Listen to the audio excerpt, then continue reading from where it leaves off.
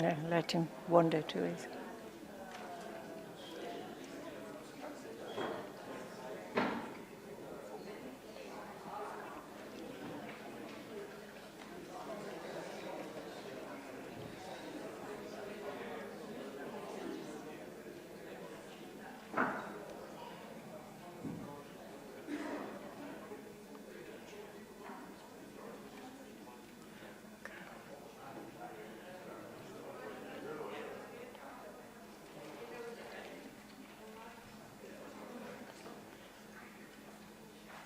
Good evening, councillors. I would like to welcome everyone to this face-to-face meeting of the council in the new council chamber. There's an option to join the meeting via Microsoft Teams for those members and officers who are unable to attend in person. They will be able to partake in the debate remotely, but will not be in attendance formally, and members joining remotely will not be able to vote, nor count towards a quorum of the meeting. We're streaming today's meetings live on the internet, and a recorded version will be available to view within 48 hours on the North Somerset Council website. Members are asked to note that a number of microphones in the chamber are not working, and they may need to share with their neighbour, and I believe the ones which aren't working have got a little note stuck on them, so just share your neighbours. But a project to replace the system is underway, so I've been informed. I've made a couple of small adjustments to the agenda, and agenda item 8 becomes item 6, and item 20 becomes item 12.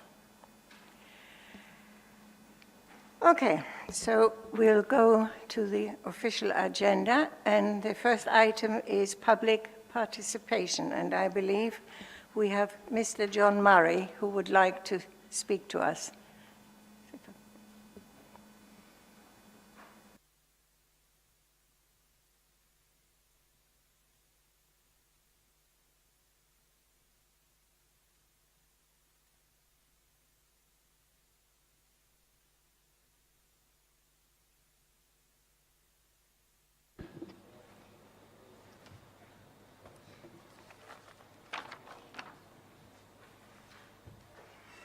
Can everybody hear me okay? Okay, good evening, everyone.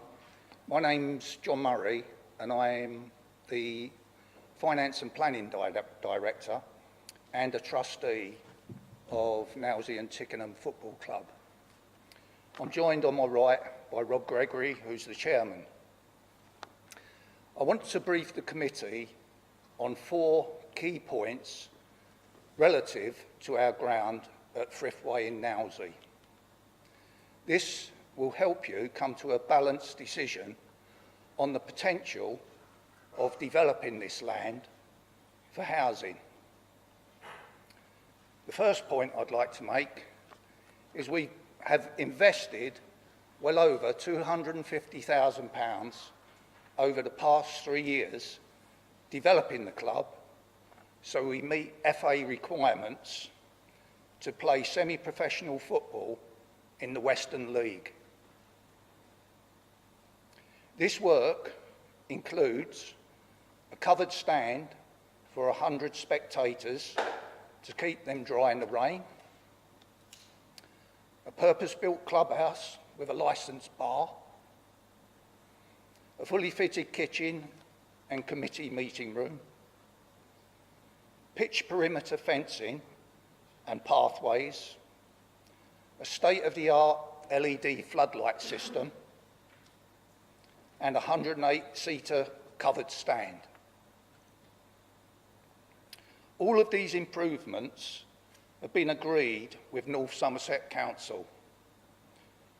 This has been through full planning permission, and we have the appropriate consents in place to make these enhancements formally at our ground. The second point I'd like to make is the ground has been designated as a site of special scientific interest. Also, there are 7 species of bat which forage for food and water around the ground. All of these different species of bats are protected by law. Any housing development would have to address this. My third point is we have a 21-year lease on this ground, which was agreed with North Somerset Council in May 2018. I'd like to draw your attention to the 5th schedule, the words of which I agreed with lawyers from North Somerset Council. And if I may, I'll read that out.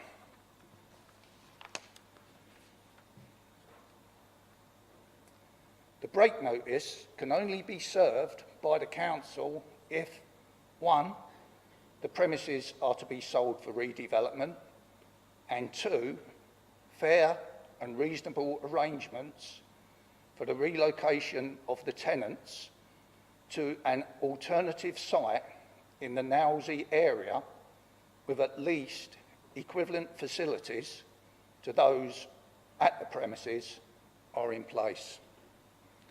The key point there is in Nailsea.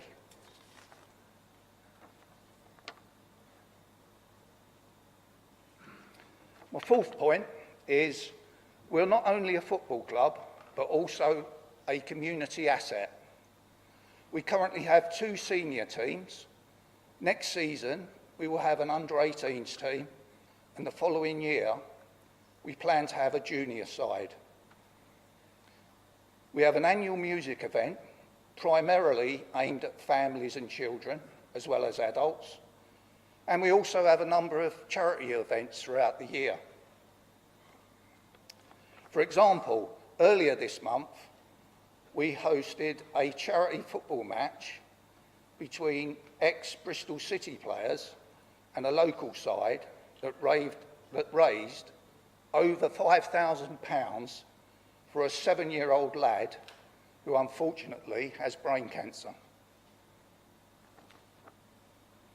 Finally, I'd like to summarise by asking if it really makes economic sense to send in the bulldozers to demolish all that we have built up over the past 3 years, only to have to replicate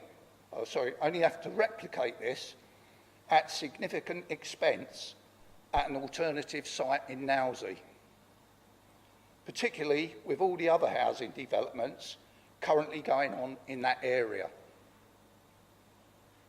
Thank you all for listening to me, and if you've got any questions, I'll willingly answer them. Otherwise, that's me, Madam Chairman. Thank you very much for your presentation. We will definitely take note. Thank you. Thank you. Item number 2, I believe, is apologies for absence, and so far I have got 5, Councillor Davis, Hitchins, Jacobs, Richardson, and I believe Councillor Harley has also sent her apologies. Councillor Jill Boot. Okay, thank you. And I believe Councillor Bell is going to be late. He's sent his apologies for being late. That's correct, Chairman. And we've also got Councillor Hearn with us, as well as Councillor Butte on remote.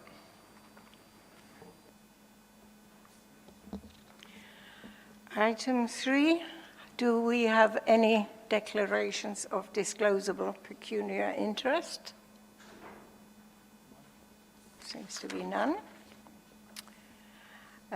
We come to the minutes, which we've all read, I hope, from the 12th of July 2022.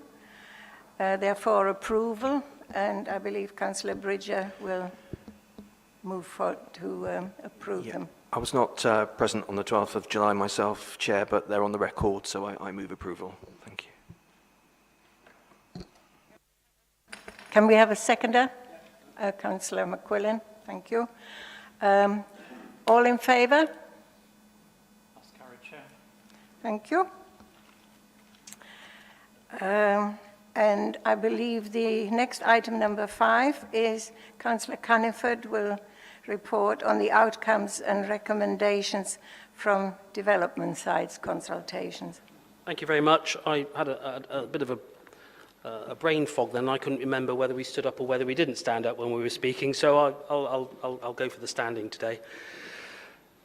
In full council in February 21, we're aware that we all, well, nearly all I believe, wanted to continue with the development strategy to see what benefits could be had by looking at our own assets regarding and looking at the development of quality homes, jobs and unlock difficult sites.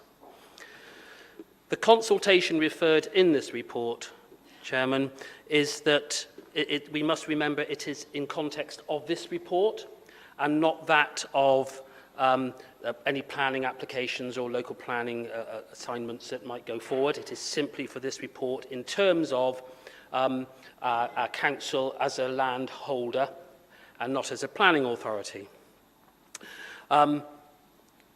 We already have sites coming forward at Parklands, and I think we all approved that site at Parklands because it was our land. We managed to be able to dictate the standard of build that we wanted.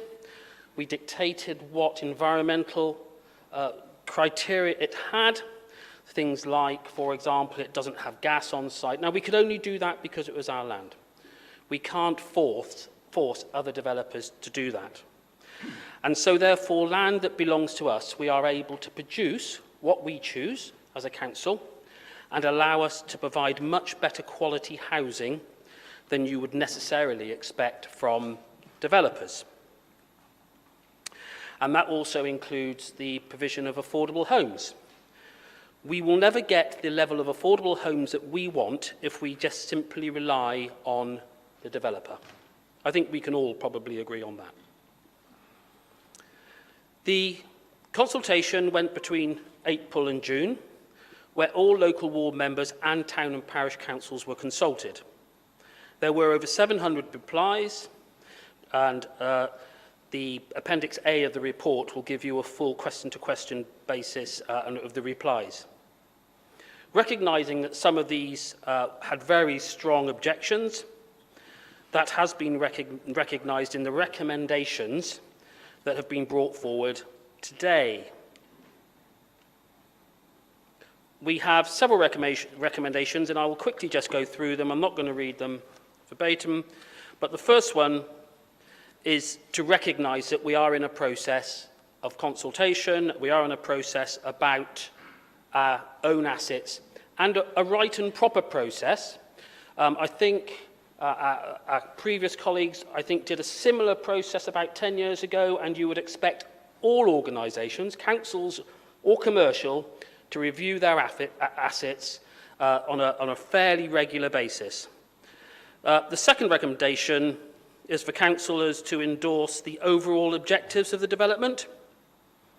So the ideas of us being able to bring forward quality and what we choose to bring forward and not that of the developer.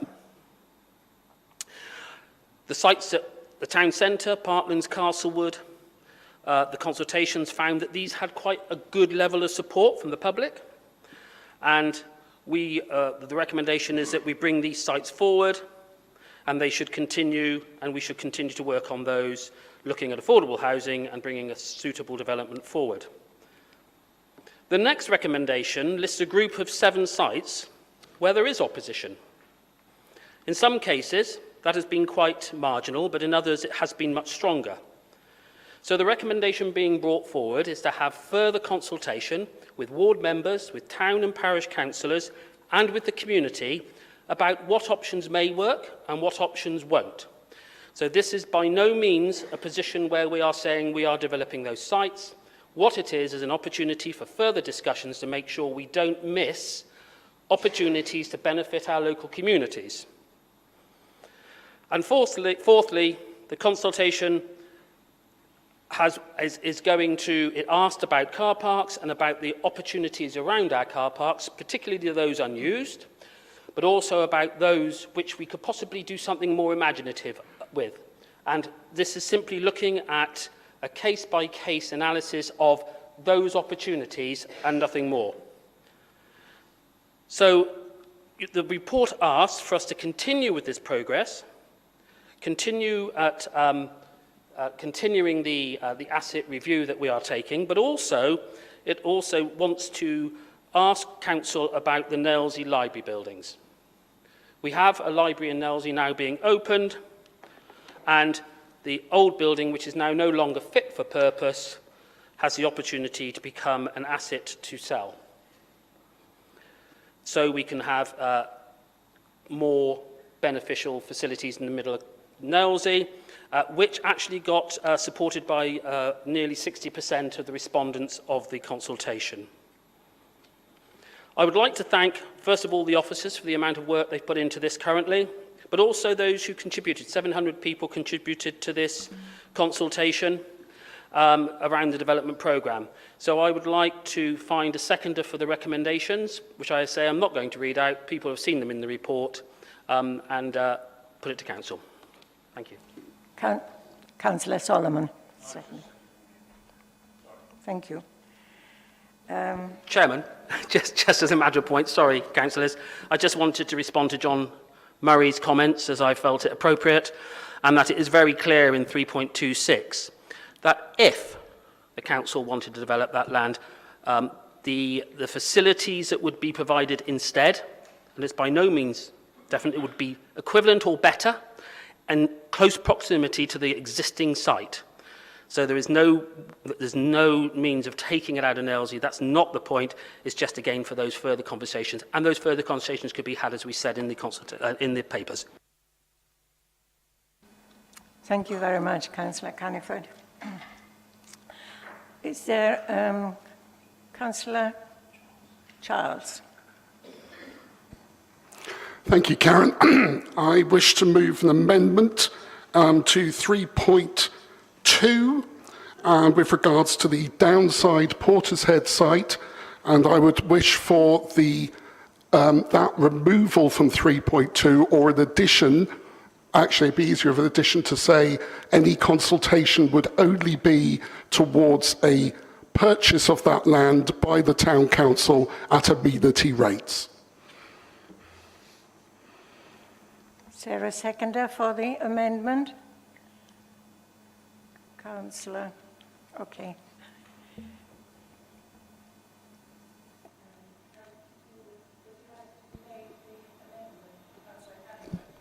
Councillor Caniford, sorry. Yes, please.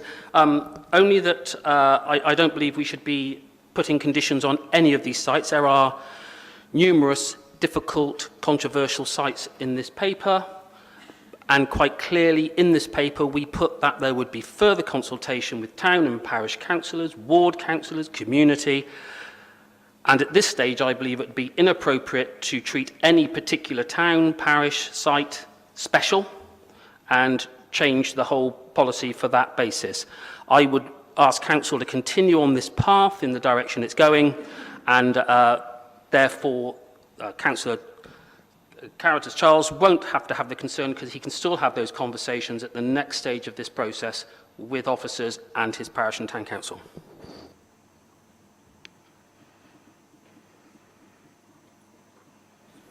Councillor Charles, would you like to reply? I'd like the amendment to stand, and I'd like to justify the reason for that. I don't really know how much more conversation Portishead can take.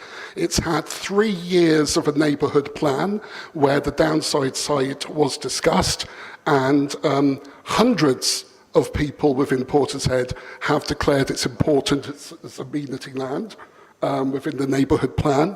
It's had a consultation run by the parish council, in which 96% of people said they wanted it. 95, I'm being corrected. I'm being corrected again, 93% of people said that they wanted it to remain as amenity land, and it had a North Somerset Council consultation where 95% of people said it wanted to be amenity land. And I know it's a consultation, I know it's not a referendum, but any further discussion, then I would have to say, and many of us who are Portishead councillors got elected on a platform of no development without proper infrastructure. And, you know, I don't know many councillors, Mark, that you would have in Portishead that would support anything other than this being amenity land. And that is why I move this amendment. Thank you, Councillor Charles. Councillor Shopland?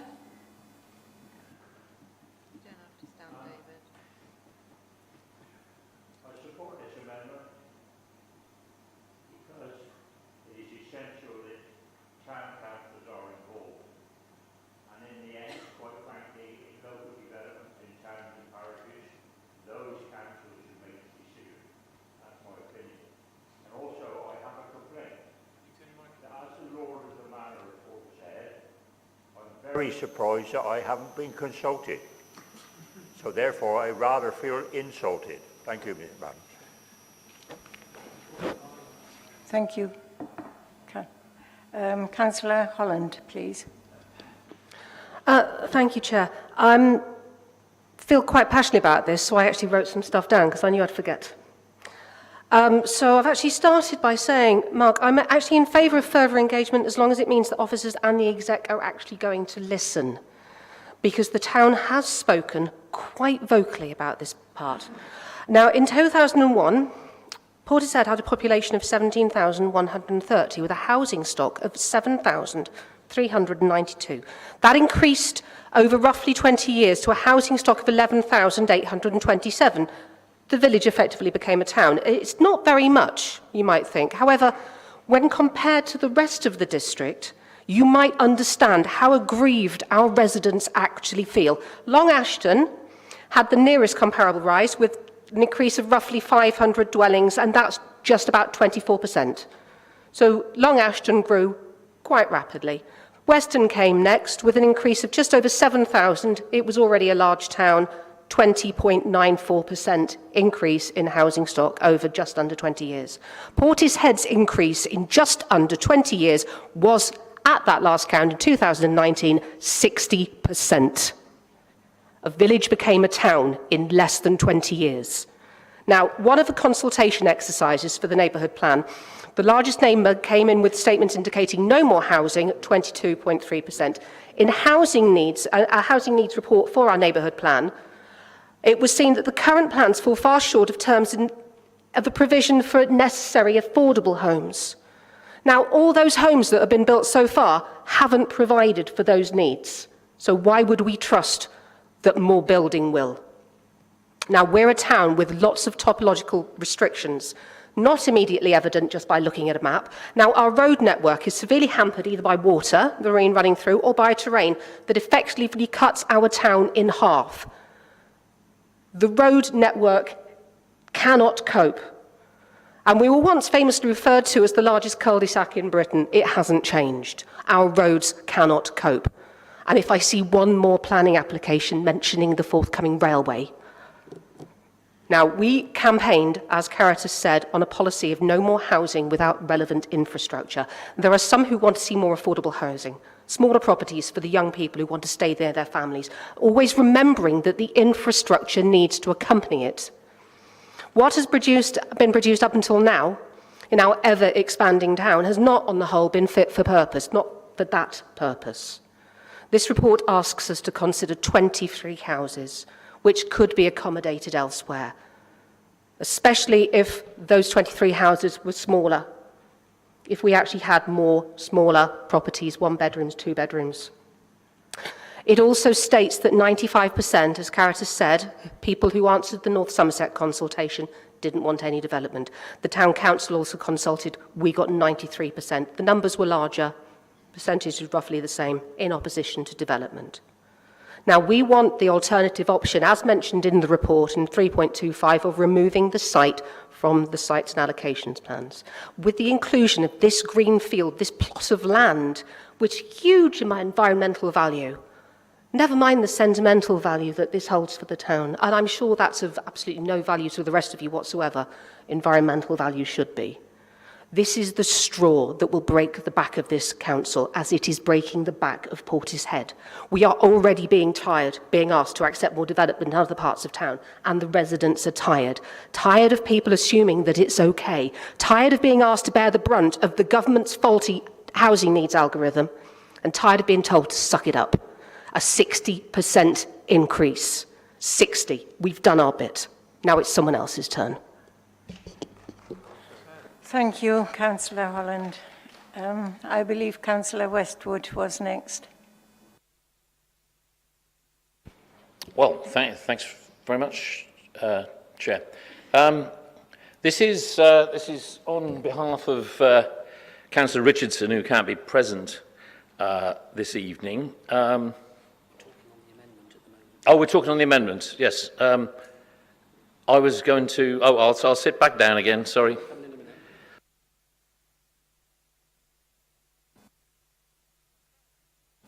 Thank you. Councillor James. Thank you very much, Chair, and thank you so much for what Portishead and Portishead Town Council for sort of helping this engagement process through their own consultation. It's useful to have that sort of extra consultation level just to really examine this in detail. In terms of this amendment, I'm not quite sure what the effect of this amendment would be, because at the moment the recommendation is that the downside Portishead area, the officers note that there's local opposition, and that if we do even look at building there, then the priority should be affordable housing. So if an amendment went through, would that mean that we wouldn't notice the opposition and we wouldn't look at affordable housing? So I'm not quite sure about the amendment in that sort of respect. A bit worried about that.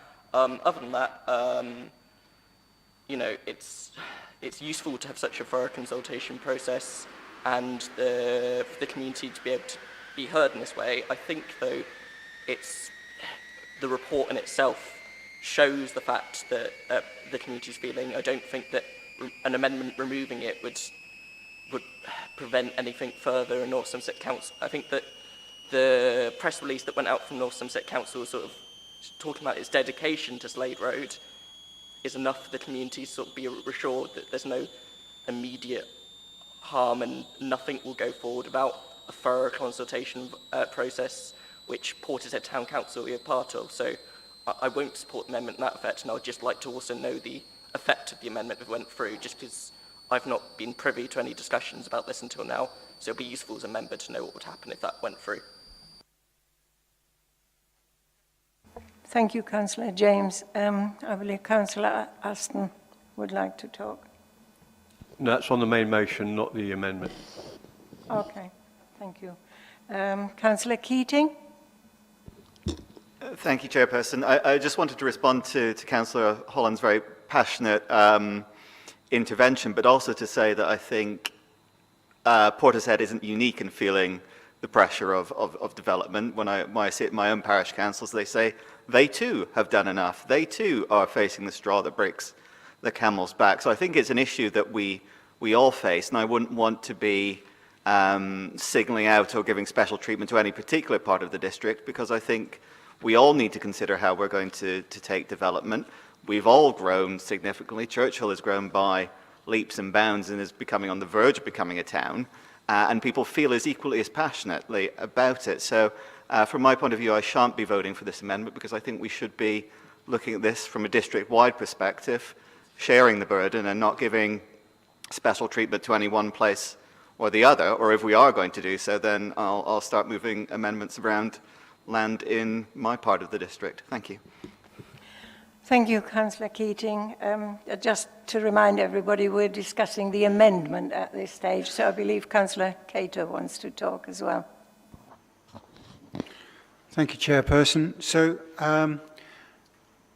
for those people that live in the area, that have walked in the area and understand the local residents and the people, I think it is desperately important that this land is protected for Portishead in some way or another, however that comes about. So from that point of view, if this amendment protects that portion of land for the residents of Portishead, I think that's absolutely important. I shall vote for it. Thank you, Councillor Cato. Councillor Cartman. Thank you, Chair. I mean, I can't vote for the amendment. I believe in the process we're following here very strongly. Otherwise, there's 7 items in this thing, and we're going to discuss every single site. And perhaps others like Councillor Keating would like to bring forward as well. We need to follow the process. I think it's really good news that these have been identified for further consultation, and that is positive. And I know Councillor Charles has always talked about the need for consultation and ongoing discussion, and I support that. I know this is an important site. I've visited it myself, and I'm not saying I disagree with many of the comments said, but now is not the time to have an individual debate on one site in North Somerset. Let's carry on the conversations and bring it back at a later date. And I think we need to do that and trust the process, so I will not support it. I believe there are no other ones, so Councillor Charles, you have a right to reply. Just to clarify Hugh's point with regards to my amendment, what I want to do is that the only discussion that would be happen on this site is with the Town Council with regards to purchasing of that site as amenity land at an amenity rate. That is what the amendment qualifies for. What I would also like to say is that the report refers to affordable housing. Now, correct me if I'm wrong, Councillor Caniford, but affordable housing is 80% of market value, is it not? Can I just have clarification? Not necessarily, no. Not necessarily? It could be much, much less.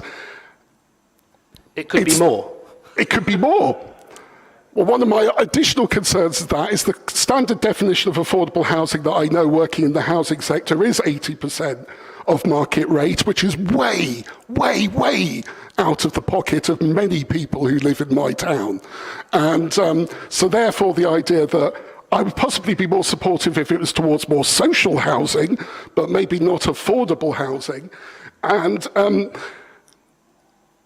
I just can't see where we can just blindly let this go. And I can't see why we cannot protect this vital part of amenity land. We sit here in this council as the guardians of the property and the services of North Somerset. We are not the owners, we are the guardians. And I am speaking for, as I mentioned 3 times, the residents of the town have voiced their opinion 3 times. And what I do ask, if this amendment fails, which it may well, it probably will, is that you have an honest conversation with the town and say you're going to build. You're going to build, because unless the town can provide the money, you're going to build. That's the simple thing. And let's have that honest debate and conversation if that amendment fails. Thank you. And if possible, Chair, I'd like a recorded vote. Yes, can I just ask councillors to keep their language? Calling honest is possibly not quite the right tone. All right. I believe Councillor Caniford would like to wrap my apologies, Karen. What I mean is, let's be clearer, because a lot of people within the town have a very different impression of what this process is. Thank you, Councillor Charles. I believe Councillor Caniford would like to reply. Just a couple of points. I mean, I think a couple of things have been said, and I am aware that Councillor Shopland was at the consultation town council meeting at Clevedon. I'm not sure whether he was paying attention, but it was discussed, and he aired his views quite passionately, I am told. There is no amendment required for this. The reality is we have said that we will consult with the town councils regarding purchase and other opportunities. This is just a ploy to try and get political gain, in my view, from a particular and individual site, and to carry favour with those residents in Portishead. I don't wish to put it that way, but that's exactly what's coming across. 50% market value, social rent would be built on that land. 50%, half that of what the normal people pay in Portishead for social rent. So that is, because it is our land, we can dictate and decide what those conditions and terms are, and Portishead councillors would be engaged and involved in that process. So, and let's be clear, that land, looking at 20 to 25 homes, if you go with the report. Now, a consultation or further consultation and discussions with the town council may change that completely, but that's what's in the report. We wouldn't have put into the report the further consultation, the further discussion, the further opportunities for both and all parties if that wasn't what we meant. So I ask Council to reject this amendment. Thank you, Councillor Cunniford. Councillor Shopland, I believe Councillor Cunniford has the right to have the last word on this. So I believe we need to go to the vote now.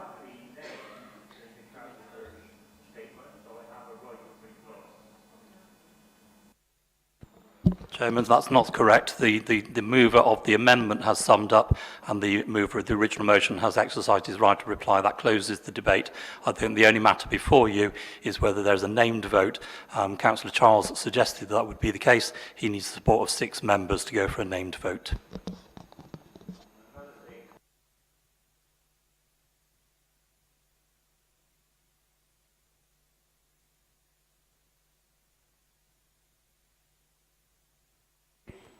Chairman, I've just explained.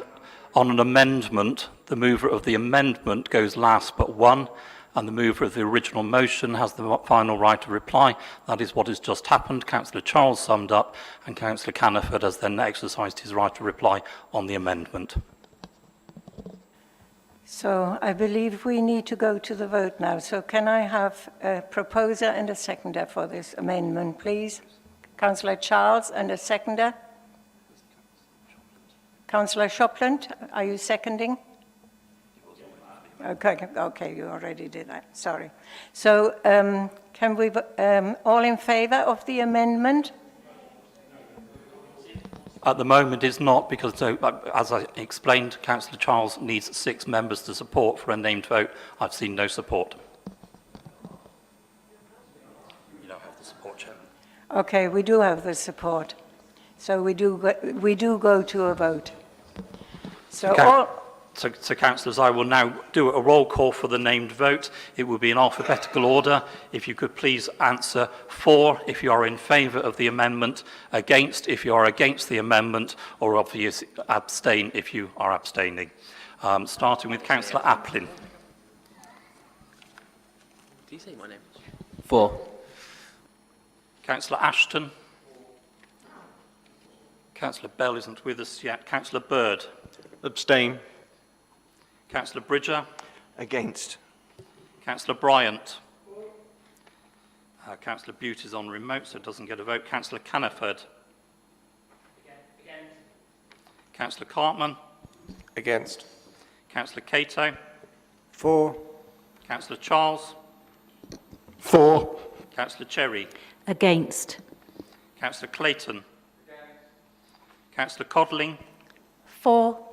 Councillor Cole. For. Councillor Crewe. Against. Councillor Crockford-Hawley. Councillor Cronley. Against.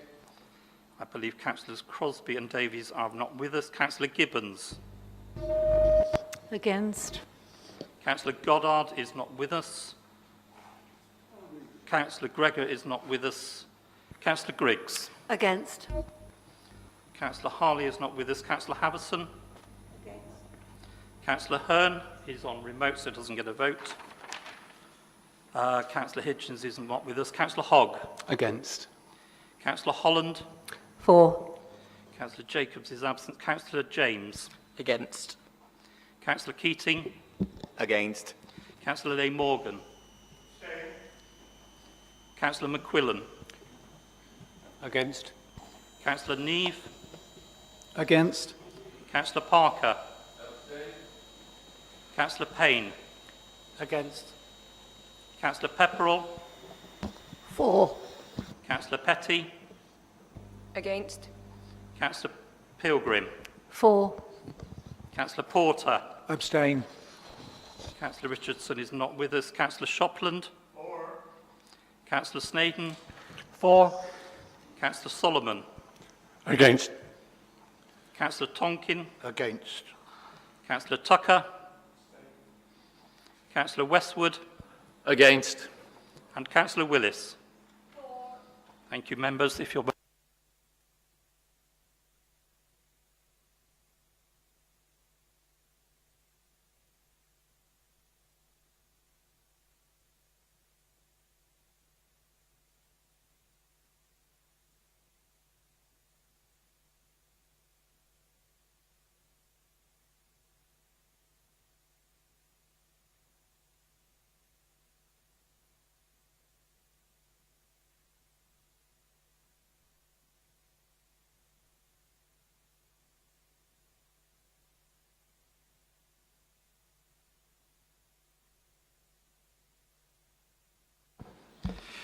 Chairperson, the votes cast are as follows.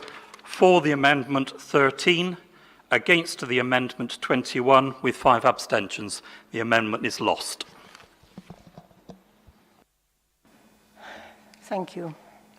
I believe we go back to the main motion. And Councillor Ashton wanted to talk to the main motion, I believe. I think Councillor Caniford may have answered it in his argument against the amendment, but I'll just go for it anyway, and I won't ask for an amendment, I promise. Can I clarify, because I'm against the proposers on Castlewood, for example, with a report like this, there's so much in it that if you have to vote either for or against it, then you seem to be deemed to be agreeing everything within the report, and that's always a difficulty on a report like this. Totally against what you're proposing on Castlewood, and I wouldn't want it to be an issue that doesn't come back for further discussion later, as you seem to be guaranteeing to Portishead. And by the way, I thought Councillor Holland particularly gave a really excellent speech on which I totally supported about the situation in Portishead. Do you want to answer that? Thank you, Councillor Ashton. Councillor Westwood? Yep, thanks, Chair. Well, I'm the reverse of Councillor Ashton. I'm very much in favour of what we appear to be proposing as far as the Castlewood site is concerned. And that brings up the matter that I'm speaking on behalf of Councillor Richardson, but because it's in his ward, but it's also, for what it's worth, on behalf of myself. As far as the Churchill Avenue site in Clevedon West goes, I'm not going to try and go down the amendment route, picking them off one by one. I think it should be noted, as far as the executive is concerned, that the view is strongly within Clevedon from the consultation that's gone on, that this small green site should not be, or should be removed from the development programme list, even though it's included in the site allocations plan and indeed in the present North Somerset 5-year housing supply. Trying to justify its inclusion to residents, given that it's less than half a mile away from the Castlewood site, when we're in possession of the Castlewood site, a large brownfield site in excess of 5 times bigger than this small green site.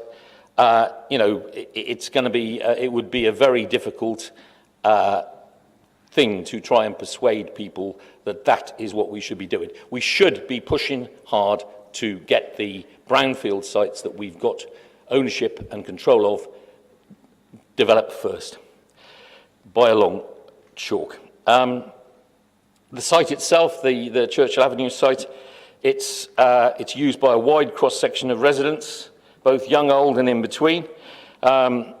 The housing and flats surrounding it are still being used for the purpose for which they were intended and built, and therefore I find it difficult to see why the small green patch should be repurposed.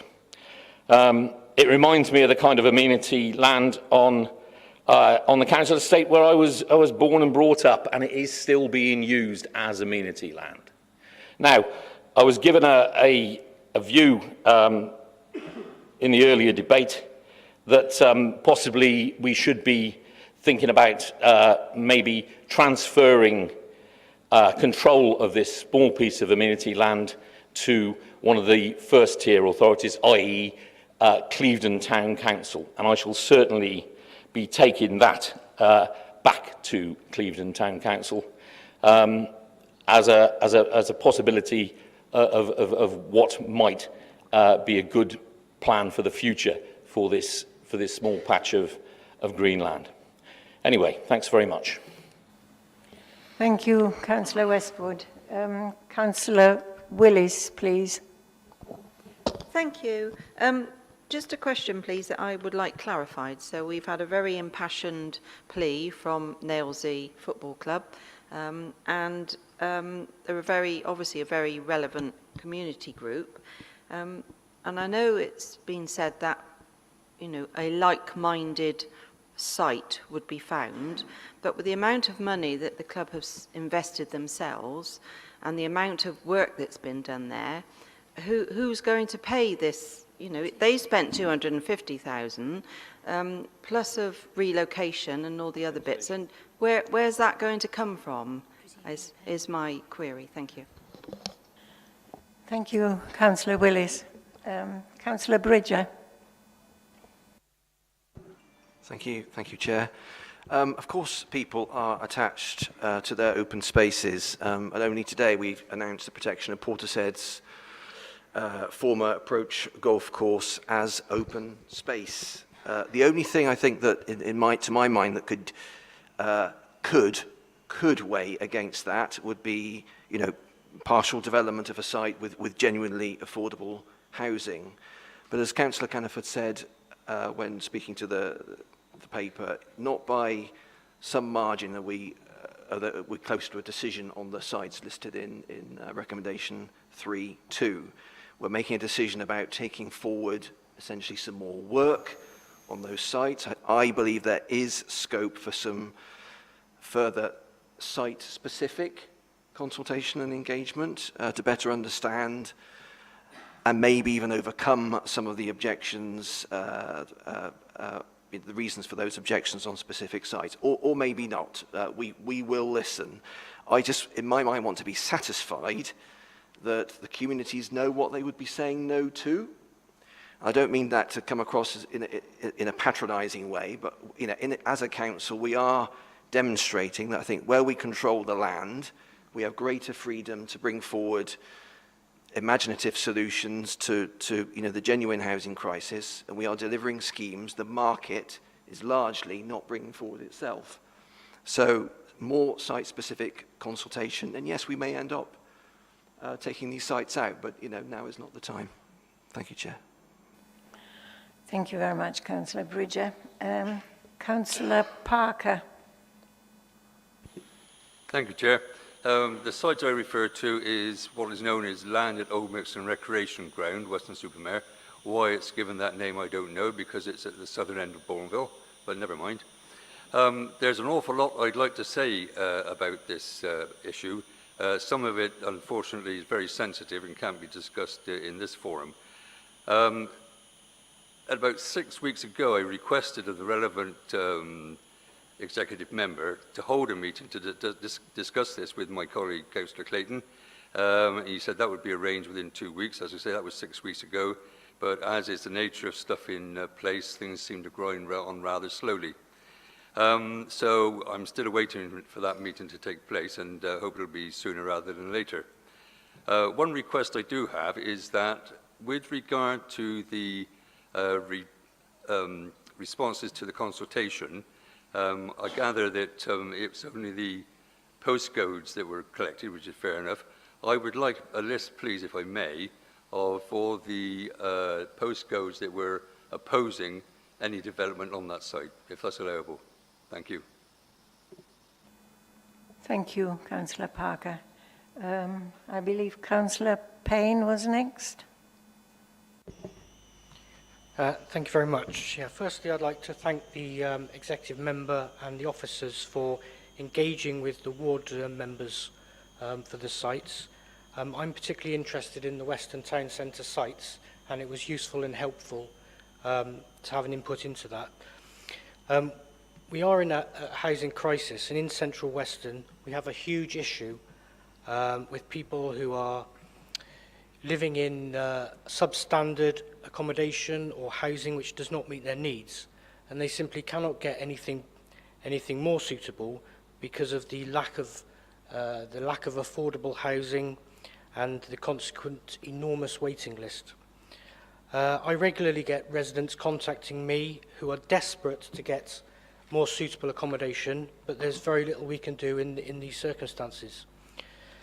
So, for me, it's essential that we do not let this opportunity go to provide some relief to this situation, and make sure that we provide good quality, affordable and social housing on these sites, and generally improving the housing stock in Central Western. These sites have lain empty for far too long, and I'm really pleased that we're finally getting on with moving forward with them. Thank you. Thank you very much, Councillor Payne. Councillor Porter.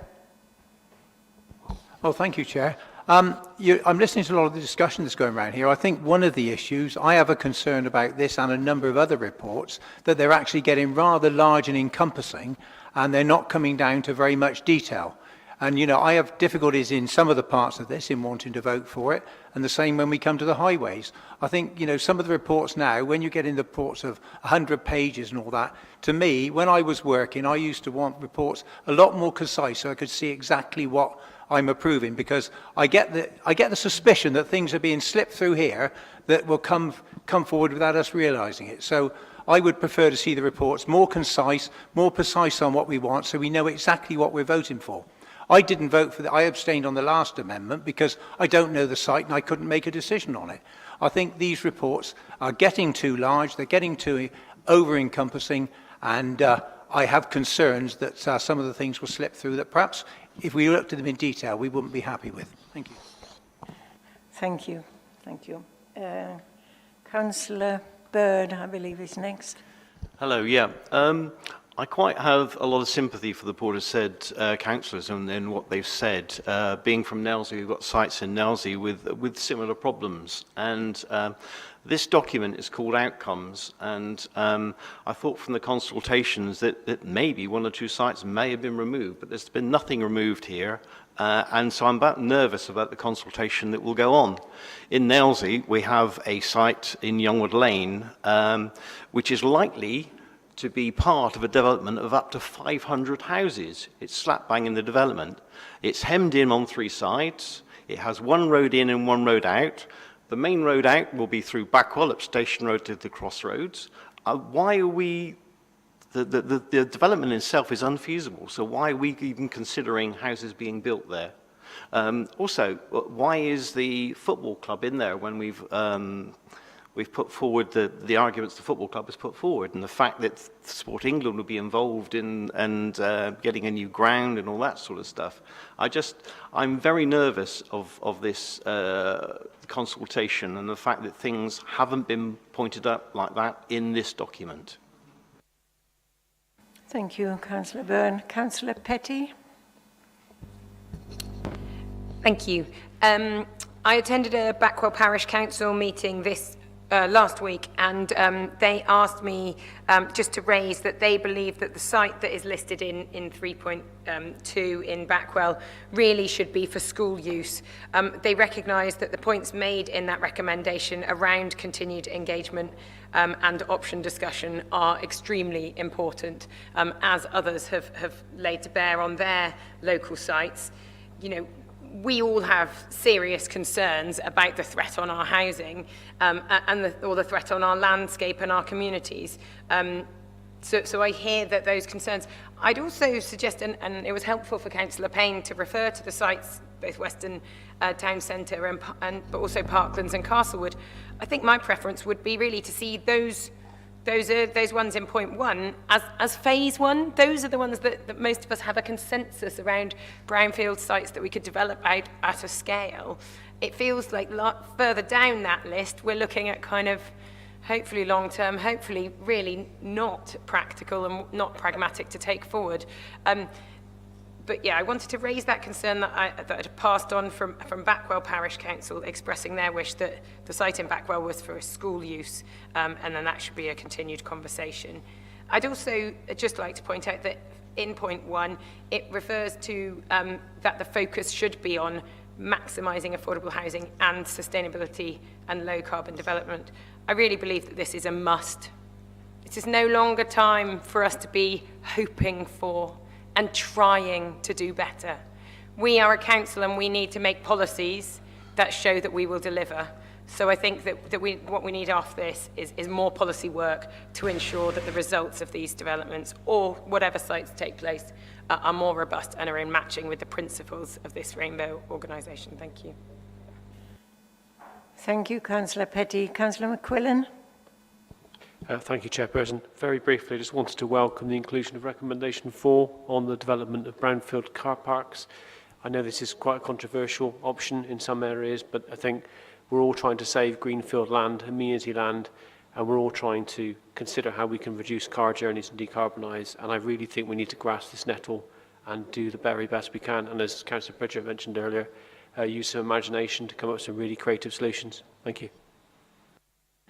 Thank you, Councillor McQuillan. Councillor Charles. I just wanted to do another apology and then have a plea. My passion overran with me with regards to engagement and having an open conversation, because it's what I do for a living and I believe passionately in it.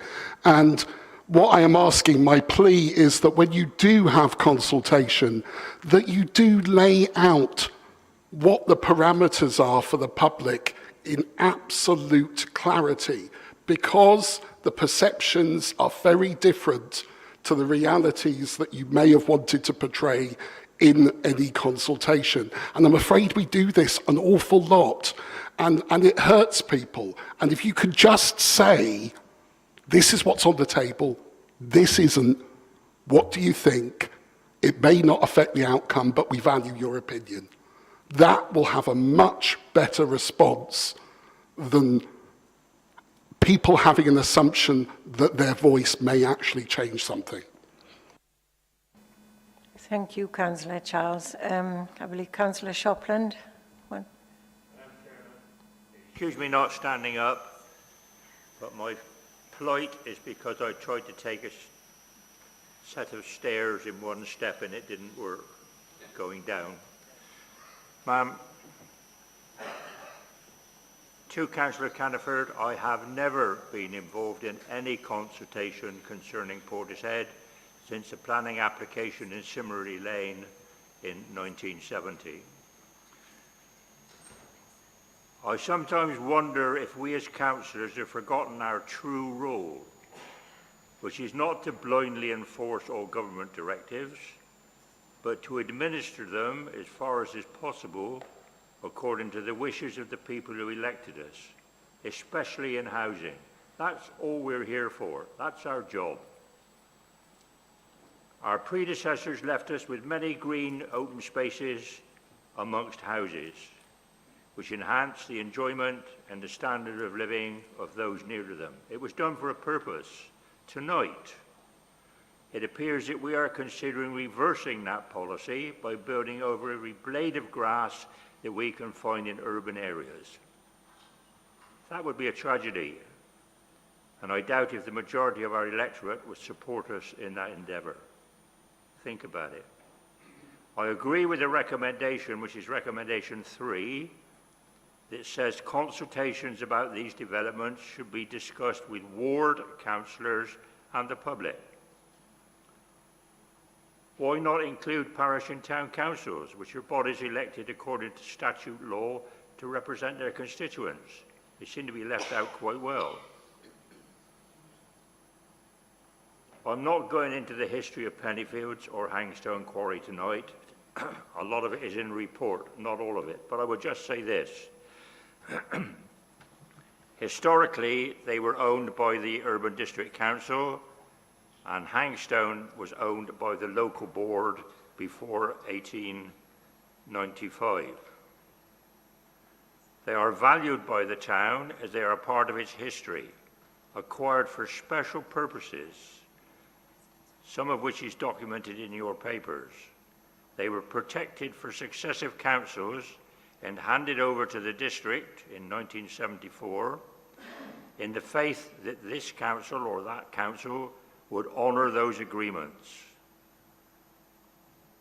Therefore, the matter of their future should be left to the people of the town and their town council. It belongs to the people, these sites, as do other sites in other towns. They're the people's sites, not this mythical body. The Castlewood is a special case for Clevedon. It's the last major development within the boundary as it is now.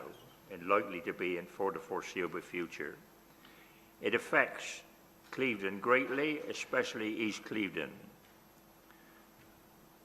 And again, I think that the final say on what happens to it should be for the people of Clevedon and the town of Clevedon. Yes, it's going to be developed. Nobody's arguing about that. And I will probably put forward to the town council, I expect they'll die of fright, that the town endeavours to acquire the site if the price is right. And that will save all arguments then. But I will say this to the executive, it's been mentioned by several people. The last major consultation in Clevedon on the Triangle, the beach and Brookfield Walk was at the height of the COVID epidemic. So you tell me what public consultation took place. Virtually none, and many people in Clevedon consider it was a sham. So, if you are going to have consultations, and I reiterate what my friend has said on the left, please consult the people honestly, openly, and meaningfully. Tell them what you think ought to be done, and talk to them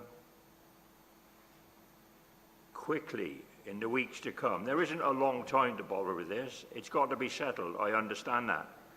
But having read these papers, respectfully, having a suspicious nature, it looks to me as if the decisions have been made. This is a paper exercise to me. And I doubt if we're going to get any meaningful consultations because somewhere the decisions have been made. And if that happens, I wouldn't bother for a lot of you putting up for the election next time. Thank you, Councillor Shopland. Councillor Cartman. Thank you, Chair. I think the decisions haven't been made, is how I'd respond. If the decisions had been made, number 2 of point 3 wouldn't be there. It would be that we would propose to move these sites to development. That's not what's written. What's written is that we want to consult, and it does include consultation with town and parish councils. And my expectation is, I have significant concerns over a number of these sites, and my expectation, I haven't spoken to Councillor Cannon about this, is not all of them would go through, because there are significant concerns. I think the consultation point, though, in Portishead today, we announced that we've got village green status on the old golf course. That has taken a long time, and it has been through consultation and collaboration, not only with residents, with ward councillors, with executive members and members of the town council too. I see similar things happening on these other sites if appropriate. So I think we have a good track record on this. With respect to Castlewood, I believe officers are actually at Clevedon Planning Committee, Town Council Planning Committee tomorrow night. If Councillor Shopton, I don't know if he's a member of the Planning Committee, of Clevedon Town Council, to explain some of the ideas about what could happen to that site and to consult. And that's something that, it's within my remit, that I've been very keen that officers go along and have that consultation and that discussion with members, elected members of Clevedon Town Council. I think there's a danger we're going around a bit in circles. I don't know how I'd move this to a vote, but would personally support that at this juncture. Are you moving to go to a vote? Yeah. Yeah. Chairman. Councillor Cherry. Chairman, before you do, we have actually waiting for some answers here. We ask questions? We asked a couple of questions, and surely we can get an answer. Yes. Yes. Chairman, so it's a matter for you on a motion that the question be now put, which is what you're dealing with. You first must decide whether there has been sufficient debate. I think there was only one more hand, and I think Donald Davies was on Teams but has put his hand down. So I don't think you actually have any more hands up anyway, so I think it's a bit academic because you will now be moving to the mover of the motion to respond in any event. Yes, and I believe we need to move on tonight. This has been a very long, passionate debate, and I think we're going to the vote. So, Please, if you... Thank you. Yeah, there are other few questions in there, and I will try and make sure I don't miss any out. First of all, Castlewood will be coming back to Council in January for discussion, so we will all get the opportunity to discuss that in much further detail at that site. This is about just moving it forward. Let's be very clear about some of the false information. Brookfield Walk was discussed before lockdown and consulted on before lockdown. Thank you, James. And there were over 500 results from the consultation regarding the public realms work in Hill Road and the seafront, I believe. The Churchill Avenue site, yes, of course there must be discussions, further discussions. I appreciate and welcome Councillor Westwood's and Councillor Richardson's input moving forward as well. And I think it's important to put some perspective. We as a council have a responsibility to all our residents, you're quite right, but we as an executive have a responsibility to all residents, from north of the district to south of the district, and has previous executives have had the same responsibilities, and I'm sure they would accept that. We have over 3,000 people voicing the need for social and affordable homes. 3,000. We can only do that on land we have. But it's just to put it in perspective. That doesn't mean that we will do it, but it means that we do have a responsibility to try and see what we can do. 3.26 is very clear. It says improved provision, further discussion, and ideally better provision at Knelsey Football Club if it was considered, which would be paid for from the development revenues. So it would be a better facility. I congratulate the members of the club, because I know how hard it is to run a football club or any type of a club, and the facility they've put there together is superb, and it would have to be improved, otherwise I think it would be a disaster. But that is for discussion, and by no means will that site be necessarily coming forward. So that discussion is already there for council, but for you to carry on having, but just to be assured that there is no decision certainly being made about that. I need to apologise to Councillor Parker. I had been told that he had been informed that we would be having a meeting, and I don't know whether that email didn't get there or he missed it or whatever, but certainly I know officers are aware that that meeting has to happen, and yes, we can get the postcodes for the consultation for him. And, you know, in terms of Councillor Petty's comments around educational, yes, we'll certainly make sure Jenny Ford answers any inquiries that she has around educational land in Backwell. So I would like to move to the vote, Chairman. Thank you, Councillor Caniford. So all those in favour?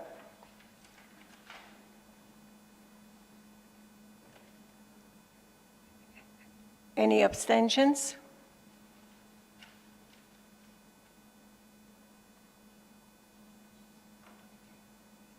And against? That's carried, Chairperson. Thank you.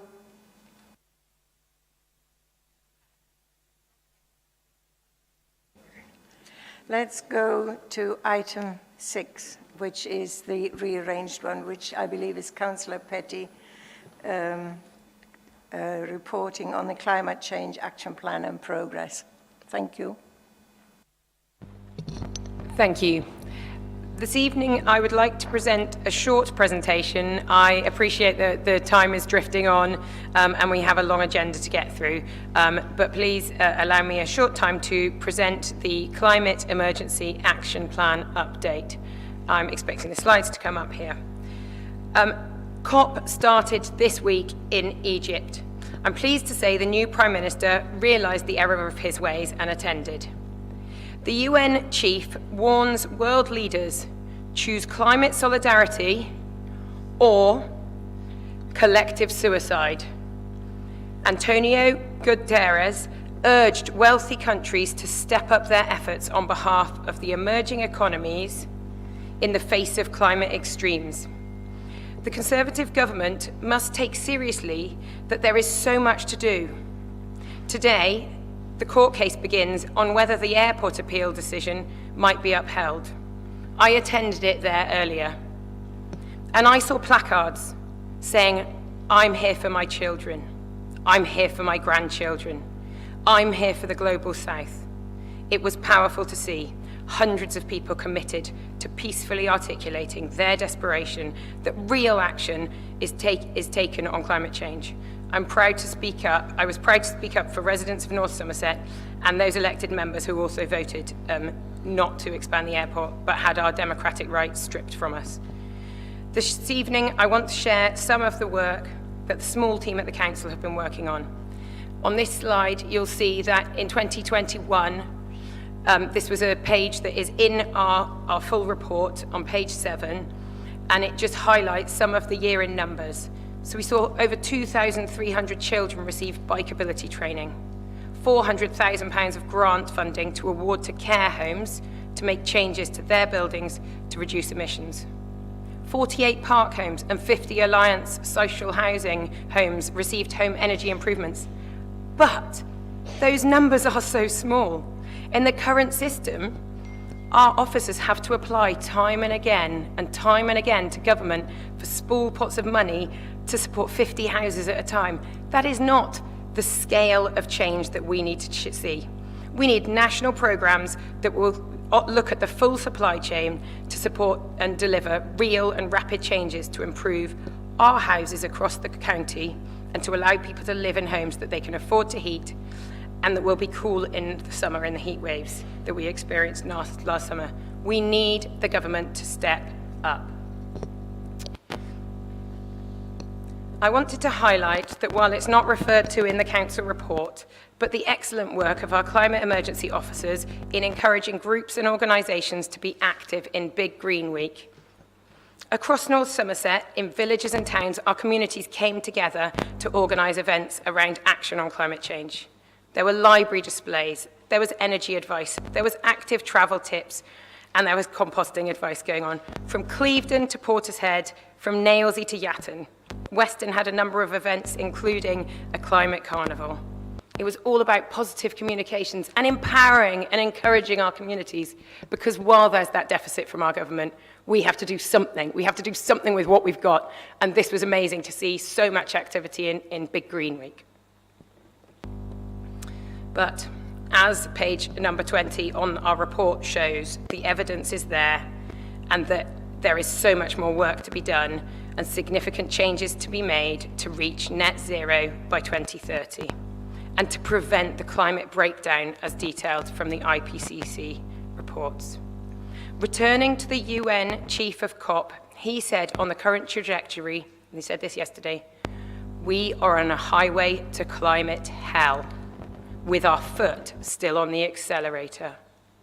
And I think that was a very powerful metaphor. On the right-hand side, I'll move on a slide, please. So this was the slide that we should be referring to at the point where there's our net zero target, that green line going down at a pace we are not there yet. That blue line is that business as usual.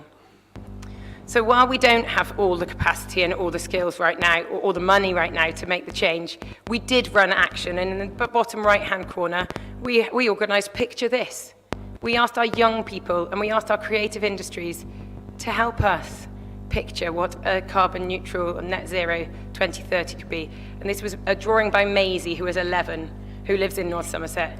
And I think this is a powerful image of the love and a little girl holding our planet and with a heart over the UK. You can move to the next slide, please.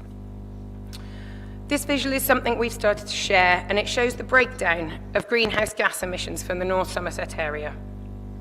It demonstrates that 40% of our area emissions are from our transport, 16% from motorways, let's recognise that, but 22% from A roads and minor roads. And we might consider all road travel and what must happen to get this to zero. It's certainly not an easy task, but I'm committed to working with Councillor Hogg and our officers in his portfolio work to ensure a just transition to a decarbonising transport in our region.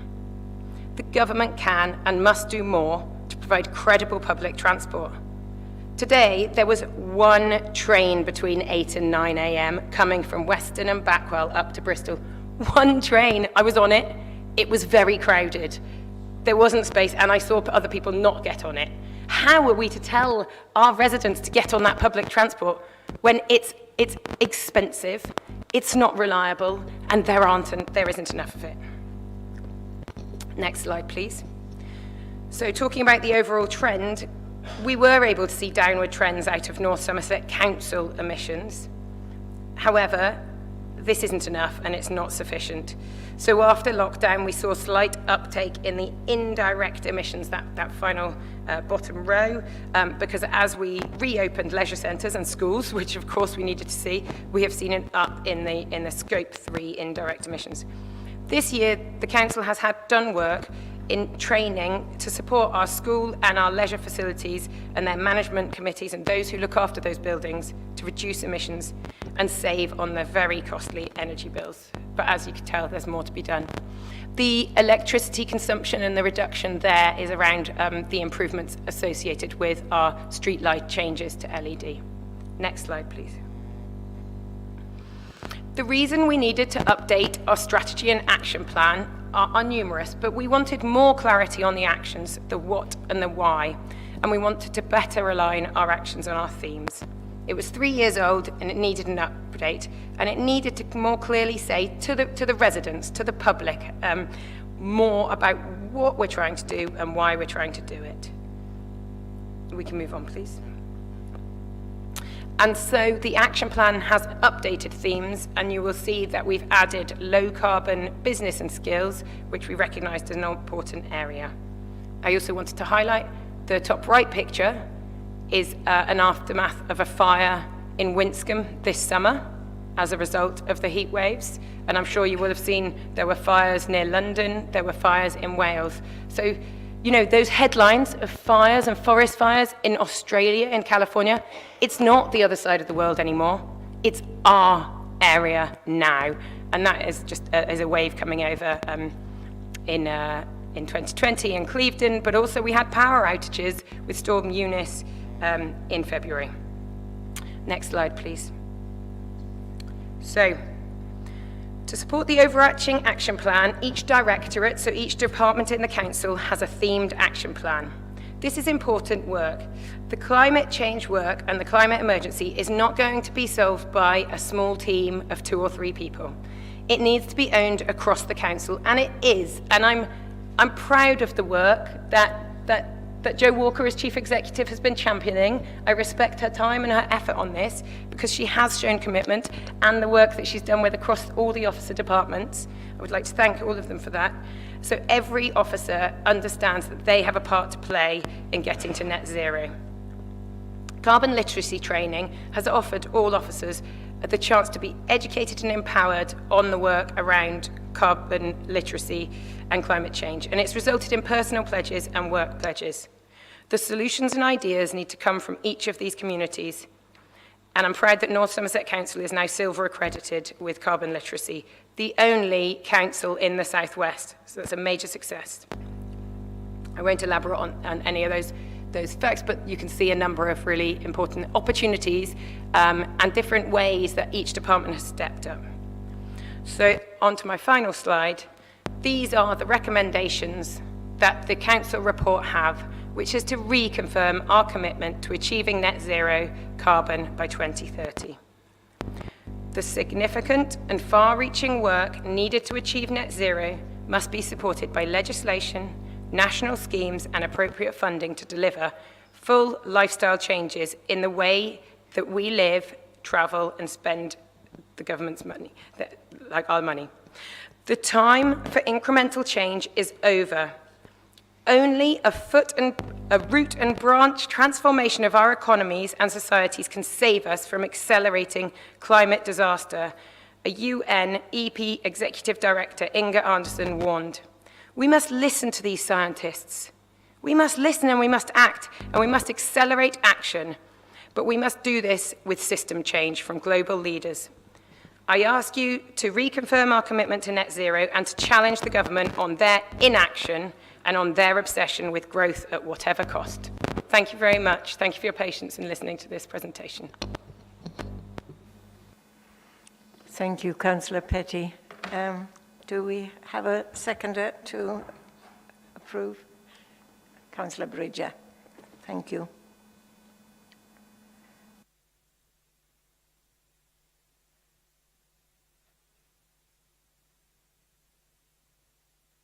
Councillor Codling.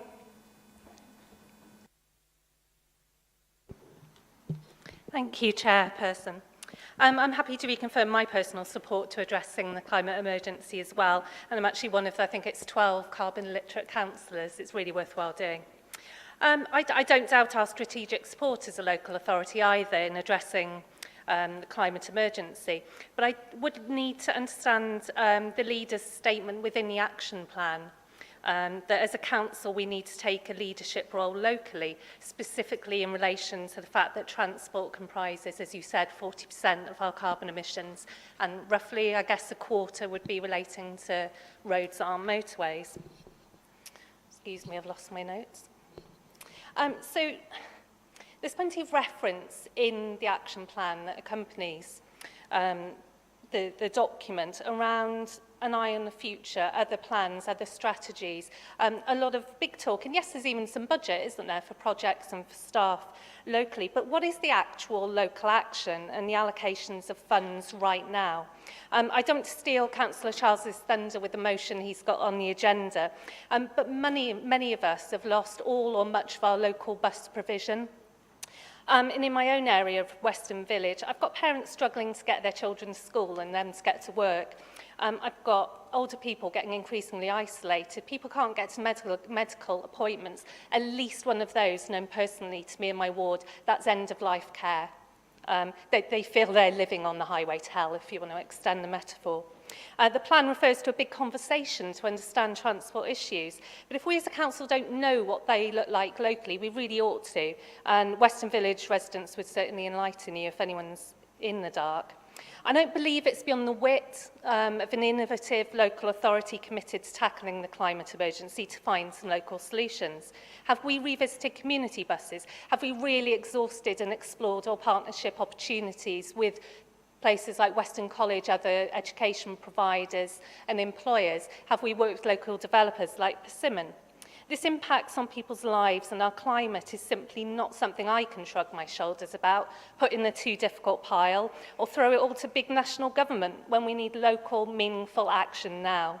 What are we as a council even for, if not to work towards improving community well-being and providing better services for the residents who pay for them? Thank you, Councillor Codling. I believe Councillor Cato has... Thank you, Chair. I've been giving this action plan some considerable thought and, well, our objective is to be a net zero council and area by 2030, and that does mean all of our houses, roads, business, industry, agriculture and waste. I mean, the whole area, that's what we're talking about. Why is it important? Well, it's important because of the carbon budget. And a lot of people don't really talk about the carbon budget. Even in the report, it references the carbon budget in the glossary, but it actually doesn't discuss what the carbon budget really is. And what it is how much carbon we can put into the atmosphere before we hit a tipping point of 1.5 degrees C. And everybody agrees that's what we've been trying to do. If you look at the IPCC report, it will tell you that we're currently at, and it depends on which figures you read and where you read it, but 1.1 to 1.2 degrees C. And again, depending on where you read it and how you read it, it suggests that, according to the sums that I've done, it works out that we've got 7.79 years plus or minus 10 to 15%. So that actually turns out to be around 2028, 29, 30. Let's say it's 30. Let's be optimistic. So we, you, me, and all of us councillors here today, we are charged with governance of North Somerset Council. That's us. And the key risk that we have on our risk register is the climate emergency. let's be clear, what we have in these documents is an excellent start, so I don't have any quibble with that. It's within the scope of what we can actually achieve on our own as a local council. But it barely scratches the surface of what needs to be done. It is not a clear plan on how to get to our objective of net zero by 2030, clearly stating what must happen, on what, by when, and by whom, that provides assurance we will reach our goal in the timescales that we need to reach it. But we are those charged with governance, right? We could choose to come up with a plan that really works, that went beyond simply what we think we can do, that's within the remit of what money we've got or anything else like that, but a map that guides us to our stated objective that we've made a commitment to. An actual plan telling us how we will get to net zero within the actual time frame. We do need to have smart goals and a smart plan that is clear about how we get to our objective by 2030. It will show clearly what's in our control and what we can do and what we must do. And it will also show what's outside of our control and what central government or others must do and must step up to. And on everything we undertake and every paper we receive, we must account for carbon emissions with reliable, trusted carbon accounting measures, so we know where we are, where we're going to, what it means. Whilst I recognize that will be far from easy, that is what must happen if we are to take climate emergency seriously. We have a duty to be clear so that our residents can understand and we can meet our obligations. And time is not on our side. We really must have a smart plan that clearly and fully sets out what has to happen to reach our goal of net zero by 2030, council and area. That explains clearly what we, the council, can do and where we need central government or others to come into play to step up. A plan which encompasses measures and process to enable us to reach the goal we so badly need to achieve. Carbon net zero by 2030 is an absolute must. So I want us to actually push to get a real plan, a plan that sets out what has to happen, not just what we think we can do or what grants we can get or how we can put in some LED light bulbs or whatever, but something that covers everything. And that's what I urge us to step up to do. And to approve this plan is to say that we're accepting not doing it, because there is nothing in this plan that tells us the whole map to what we're doing. It tells us what we are doing, but it doesn't give us real measures and metrics about where we're going to end up or anything like that. If you look at the business as usual chart, you'll see where that takes us. And if you look at what we have to do, there's no evidence in the plan that says that we will do it, or what's missing, what's in our scope, what we can do, what other people have to do. We can't hold anybody else to account if we can't hold ourselves to account. So we must really step up. I urge us all today to step up on this. Thank you. Thank you, Councillor Cato, for your impassioned speech. I don't think any of us really disagree, but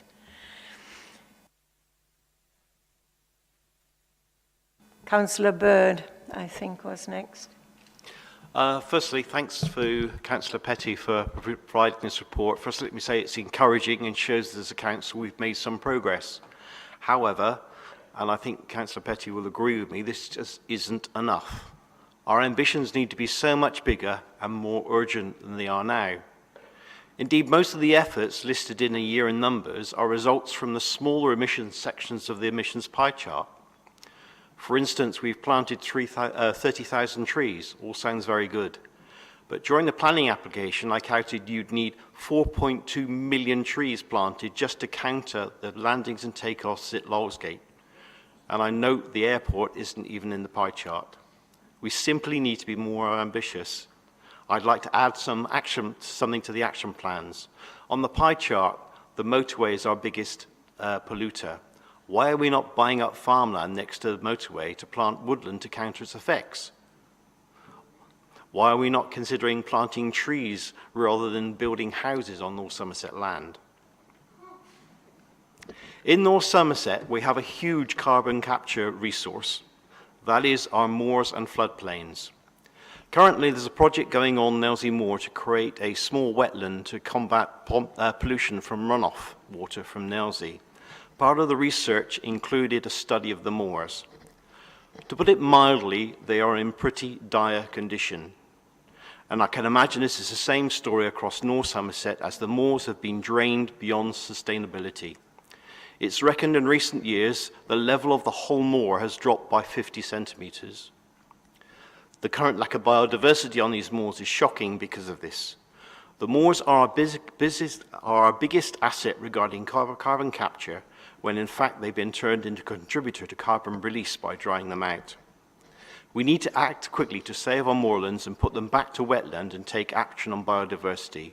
And it's not just about carbon capture and climate change. It's counterintuitive, but a wet moorland absorbs more water than a dry one. Heavy rain on a dry moor simply causes runoff and flooding as well as soil erosion. Plus, dried out soil is a dead soil, meaning more chemicals need to be used on it for agriculture and threatening biodiversity.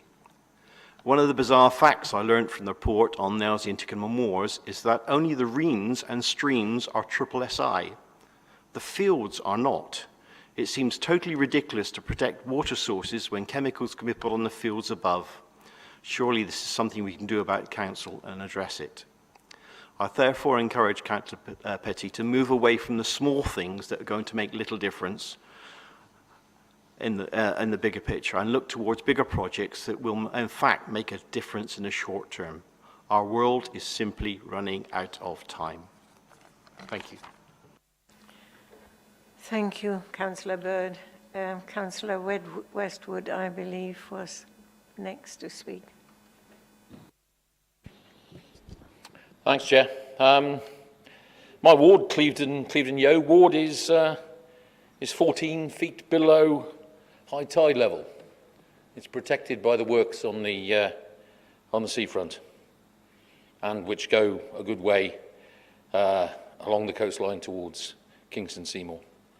What worries me deeply is such facts as we get coming through to us, that Storm Eunice, which happened in February in a recent briefing, North Somerset councillors were told that we were only 3 hours out of whack with the high tide and the 3-metre storm surge in the Bristol Channel. 3 hours, not a lot. If they had coincided, the North Somerset coastline would have been inundated. Time and chance, that's all that saved us. And as Councillor Bird has said, you know, we're playing for time and it's running out. I do wonder whether it'll take some kind of, you know, fairly extensive piece of crisis to actually kick-start not just North Somerset Council and North Somerset District, but this country into actually getting serious about things. We cannot carry on as we are. We've got to get cracking. As Councillor Cato has said, you know, we've got to really begin to address this. Thank you, Councillor Westwood. Councillor Hogg. Just briefly, thank you, Chair. Some really powerful comments from members. I just wanted to pick up on the transport element that Councillor Codling raised. I mean, she's absolutely right to raise transport as being one of the key enablers, I think, of decarbonisation. So I'm sure she shares my frustration in the Department for Transport's delay in getting the BSIP monies to us. I sat up in that room 2 Prime Ministers ago, maybe 3, a few weeks ago. Anyway, it was but a few weeks ago where we were promised the £48 million capital funding and our share of the revenue funding by the end of the week. Fast forward a few weeks, and we're still waiting, and now it's tied up with this utter autumnal financial unravelling that we're expecting on whenever it is, Monday week. God help us all. And of course, you know, I'm really passionate about climate change, and I do see BSIP, I'm very passionate about the potential that BSIP will bring to the residents of North Somerset Council. It'll give us an opportunity to truly start to eat into some of the challenges around behaviour change, but we can't change any of that behaviour if we don't have a functioning bus service or roads that would support sort of prioritised travel for buses. So I'm deeply frustrated in the delay from government for that money. In terms of sort of talking to college and other local stakeholders, I'm really keen on doing that. I think that has been done, I'm pretty sure, but I'm always happy to sort of revisit that and look and see what we can do. I know we tried to use community transport to plug some of the gaps for services lost in Felton, in Rington, in Yatton, which Yatton is now without a bus service at all. But the Bristol Community Transport, unfortunately, ceased to trade just as we were about to stand up that service. So it is a really difficult environment at the moment, but we need that money from the DFT or we can't do anything. Thank you, Councillor Hogg. Councillor Shopland, please. Madam Chairman, in the days of my youth, my father sent me on a course on how to influence people and make friends. Unfortunately, I failed. And probably when I've finished speaking tonight, you'll see the reason why. Climate change is nothing new. It has happened since the world began. It is a natural evolutionary conquest. The Sahara, they tell me, was a fertile place, a land of milk and honey. Councillor Westwood is worried about a tide surge. Yes, Kingston Seymour in the 1600s had one, 8 feet of water in Kingston Church. There was a photo of Clevedon seafront with the tide breaking against the seafront. That's child's play to what I'm told it was in the 1880s, because then the tide used to come in and go right over the row of houses facing the seafront, and they could pick the sprats up in the street to take home and put in the frying pan. No, the problem is man and the world. It's not the world, it's man, as has been said. But how do we solve the problem of too many people? Because that's what it comes down to. We can bankrupt ourselves taking measures to get zero carbon emissions. But the third world is multiplying, I don't know how many percent, 500 million a year, I don't know, by tremendous numbers, and they're taking no notice. So how do we combat that and still survive? I heard a suggestion that all the trees, all the land alongside the motorway be planted with trees. I wonder why there aren't any trees there now, because they were cut down so that people could live. We live on an island, and if we can't afford to pay for our food, we have to grow it. That's one of the ways we survived 2 world wars.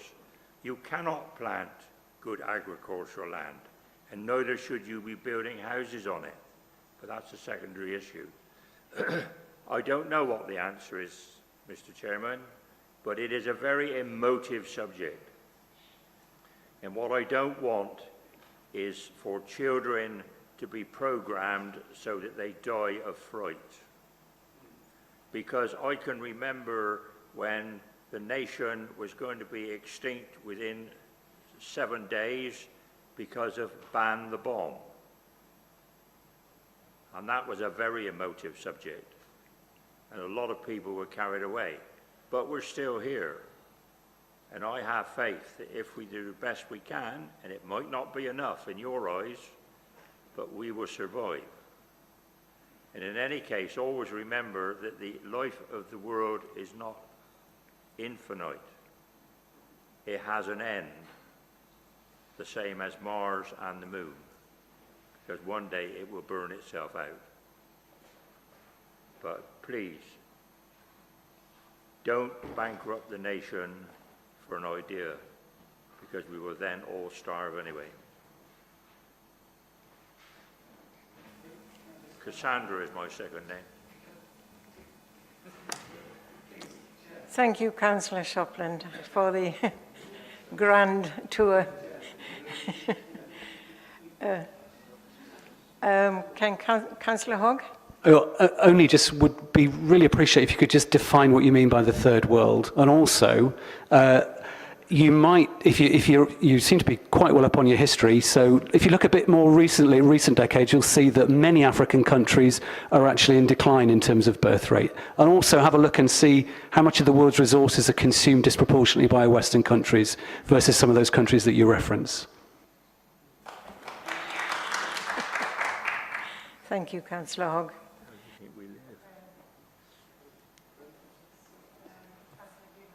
Oh, Councillor Gibbons, sorry. Thank you. Well, I'll endeavour to be brief. I haven't got a pre-written speech. I just want to thank Councillor Hogg for making those comments, and I would say that in response to Councillor Shopland, yes, there have been many historical climate change events over the past 2,000 years, particularly that we can document, and they were not man-made.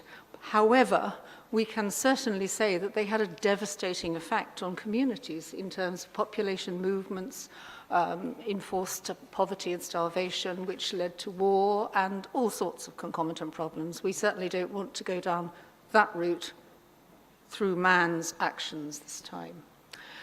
What I was going to say was, as Councillor Petty knows, you know, I'm deeply committed to doing what I can to mitigate climate change, the detrimental effects of climate change, and particularly around what it means for our young people. And I don't think that our young people are going to be frightened by this. In actual fact, I think they're very much engaged and committed.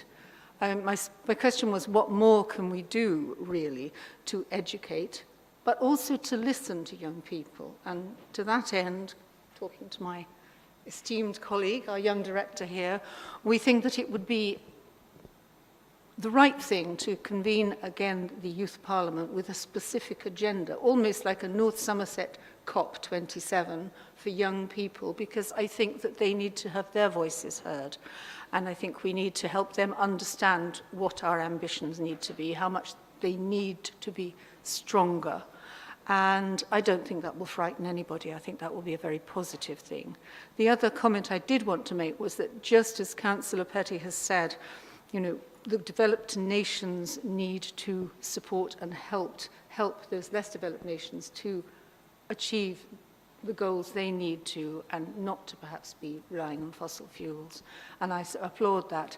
In a kind of local way, I think we could say that here in North Somerset, in our communities, the less advantaged members of our community need support to be able to address climate change and mitigate it in their actions, because their concerns at the moment are not that. They're about getting through the week, about putting food on the table, and they may not be using energy because they can't afford to, not because they're concerned about the planet.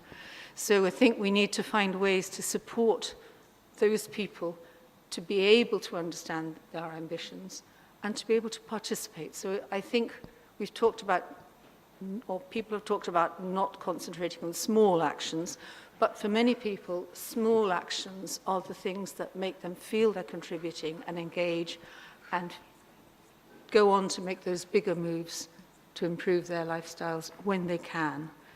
So I suppose that's my plea to Councillor Petty, to just keep on with those small things on an individual basis and to engage more with young people, and really let's work together to increase education around what we need to do. Thank you. Thank you very much, Councillor Gibbons. I believe Councillor Willis was next.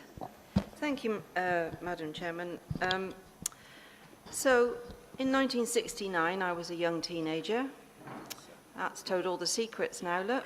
You'll all be able to work it out if you can do mathematics. And I remember my grandmother saying, the first man on the moon, sending a rocket with all that fuel and everything else through the ozone and up through, would be the death of this world. I remember it very clearly. I was a young teenager and I was actually, listening and taking account. I remember as a child I went through terrible winters. I came from Gloucestershire and I went through very hot summers. We're still experiencing huge changes now. At home, like others, I make as many changes as I possibly can to try and offset whatever we do at home. I have a husband who's not well, so unfortunately I die of the heat and he's cold, so I stand outside a lot while the heating's on, which I'm sure is done by a number of people, but he's very good. He turns it off. He says I must, be sensible. But you know what? You've talked about all sorts of things tonight, and it's all been very evocative, and it's all been true, and it's all very important. But actually, you could do something in here tonight, in this council chamber, because we've got 8 screens in here, 8 television screens using electricity. Why do we need 8 television screens? And I know I'm going to be told it's because we're online and it's Teams and all the rest of the stuff that goes with it. But you know what? When the lights go out, you won't be able to use your computer. There'll be no computers. You won't be able to go in a shop and buy anything because the tills are all electronic. And a lot of people, won't be able to open the tills because I've been when there's a power cut in shops. So, is this council serious about it? Yes, we are serious about it. I have concerns about 2030. As John has already said, we need to have some realistic plans to get to 2030, and I do have concerns. That's only 8 years away, It's not very far away. So tonight we could start. Let's turn off some of the screens. Why do we need 8 screens? There's a television down in front of the chairman that's bigger than my lounge. I've got a little tiny television at home. I've never seen such a huge thing. I don't have great big televisions. So, let's start where our mouths are, in actual fact. Thank you, Chairman. Thank you, Councillor Willis, for your excellent suggestions. Councillor Leigh Morgan, please. Madam Chairman, my doofer here is not working, so I'll just speak up, if I may. We've heard some very powerful speakers today, and I'm sure that we're all singing from the same hymn sheet as far as what they have had to say. It's a pity that the press is not here today to hear these speeches, but one hopes that they're with us online. I think that you hear the expression climate emergency far too often, really. What is far more powerful, in my mind, is that we are faced with time emergency. Time is ticking away, and it's getting faster and faster, those ticks. And also, we might well be also talking about or anticipating migrant emergency. As sure as eggs are eggs, those that are coming across from France in small boats, 50,000 of them, those numbers are going to be dwarfed by those residents of low-lying islands who are at the present time and normally just a few feet above water level, because they will be the first to lose their homes. And where will they go? And where will they want to go? And how could we deny them homes? Perhaps it would be useful, perhaps, to encourage them here, because if we can all stand on each other's shoulders, a few people on the top might survive these high waters. I'm sorry, I don't mean to be frivolous at it, but this is the sort of emergencies we've got. Time emergency and migrant emergencies. And I think that we need to be concentrating on those rather than climate emergency. Thank you. Thank you, Councillor Leigh-Morgan. And I believe we have one more, Councillor Clayton. Yeah, thank you, Chair. I don't claim to be any climate change expert, but what is clear that as a world we have evolved at our own detriment. As a world, we have a responsibility, and as a nation we have a responsibility, and as an authority we have a responsibility. What's clear to me is that as an authority we are doing everything that we can, albeit they are small changes. I don't necessarily agree with Councillor Bird that we should start expecting people to start living in trees. I don't think they'd be too appreciative of that. But what the problem is money. Now this council's continuously chasing its tail. We've got a budget coming up. I'm sure the last I looked we were looking at a deficit of 17 million. Is that still correct, yeah? Okay. So what work is being done with central government? We have 2 MPs within our authority. What meetings have been had with those MPs to be lobbying government? Also, from that end of the room, we have concerns, but it's your party that's in government. So, Councillor Willis, what conversations have you had with John Penrose? Start tonight, is what I say to you. Just like switching the telly off. Start tonight. Start having those conversations with him. Because you haven't mentioned that you've had conversations with him, and it's quite keen that central government steps up here, which they're not. So have that conversation. That's all I've got to say, really, and I'd just be keen to know what conversations we are having with our MPs. Thank you very much, Councillor Clayton. Would you like to reply, Bridget? I'll sum up briefly because I think that was a fantastic range of discussion and points that we came from. And to me, I recognise that if we do not act on this climate emergency, on climate change, we will see far more immigration numbers because there is a lot of our planet that will be inhospitable and inhabitable. People cannot grow food, people cannot live safely, people cannot access clean water, and people's homes will be underwater.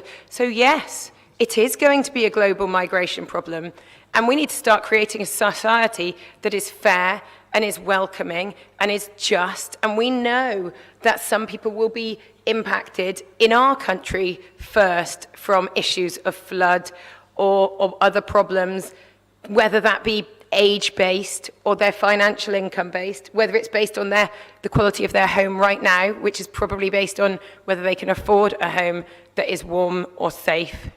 So there is so much disparity and so much work to be done.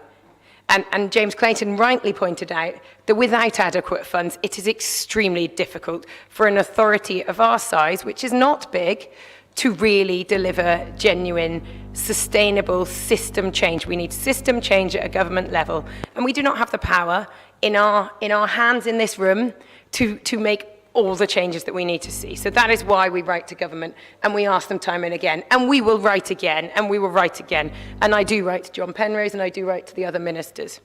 I'll just finally close with, I'm pleased to say that I am actually chairing a peatland partnership.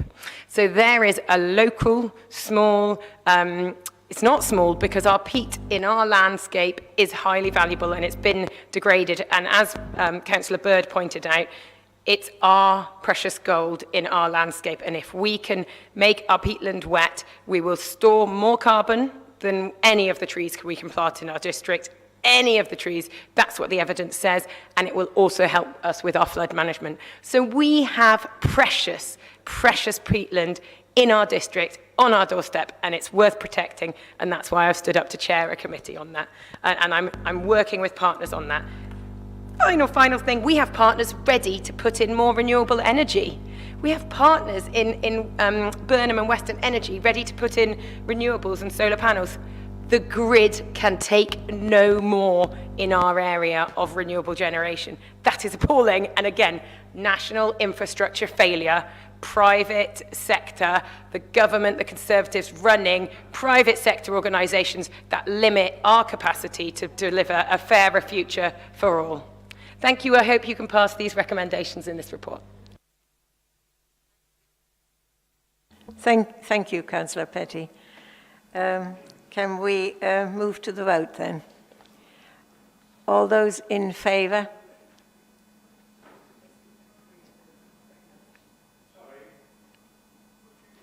In favour to... Can you read out the motion again, please, Councillor Petty? As in the report, it says, approve the updated climate emergency strategy and action plan, and 1. Reconfirm commitment to achieving net zero by 2030. 2. Note the information on carbon emissions and progress on existing projects to tackle climate change. 3. Endorse the development of a climate performance dashboard, which admittedly we haven't talked a lot about but is in the report. And 4. Support the executive member to write to the new Prime Minister and relevant minister to confirm our commitment in local government to take to action on climate change. Reiterate the Council's opposition to fracking and urge the government to reverse their recent decision, which has been done. Seek that they take seriously the role of central government in properly funding a transition away from fossil fuels. And finally, request increased longer-term funding for other actions to enable a low-carbon economy and healthy community. It's in the report. Thank you. Thank you, Councillor Petty. It's quite a nice long list, but yes. So all those in favour to support this list? Any against? Any abstentions? That's carried, Chairman. Thank you. Thank you. Item 7, which I believe is presented by Councillor Hogg, and it's a procurement and commissioning plan for the future highway service delivery model. Thank you, Chair. Item 6, I think, on your agenda. Wow, follow that. So it's interesting start to proceedings this evening. Hopefully I'll bring you oh, bye-bye, everybody. I'll bring you... I am a man of a certain age myself, and I was hoping to go for brevity, actually, over content. So just give me a couple of minutes. So hopefully an oasis of the mundane coming up now. So I just wanted to pick up on Councillor Porter talked about the length of reports and the kind of complexity and not quite knowing what he's voting for. I totally get it. I do understand. But he'll obviously be delighted, as I am, that this has gone through very many levels of scrutiny and member engagement. We've had 2 all-member briefings. I think the last one was last week. Lots of very, very helpful scrutiny via John Crockford-Hawley and via Peter Crew. The Peter Schmeichel and Peter Shilton of council scrutiny. So basically, the paper before you this evening and the attached FAQ, simple little FAQ document, hopefully, and all of the engagement that I've talked about will have given you ample opportunity to listen, question, and absorb the central purpose of the proposal. So I'd particularly like to pay thanks to our officers, in particular Pete King, Tash Hardy, for all the help they've given me. Let me get my head around this quite complex on the face of it proposal. Essentially, I'll be looking for a seconder this evening to progress the report recommendations, which I may or may not read out. It depends how desperate I am for the loo. But they're all in front of you anyway. So without wishing to replay the entire report, I'm sure members can agree the benefits of following the recommendations to deliver reactive and cyclical maintenance work directly via NSIC from April 2024, and to deliver civil structures and surfacing via our purchasing frameworks are clear enough to get support from Council. In reaching these conclusions, officers have compared our existing services across 38 other local authorities, analysed and shortlisted a small number of options before landing on the one which is in front of you tonight, the most cost-effective and minimal risk option. So why are we doing it now? Well, in short, our contract with Milestone comes to an end at the end of the next financial year.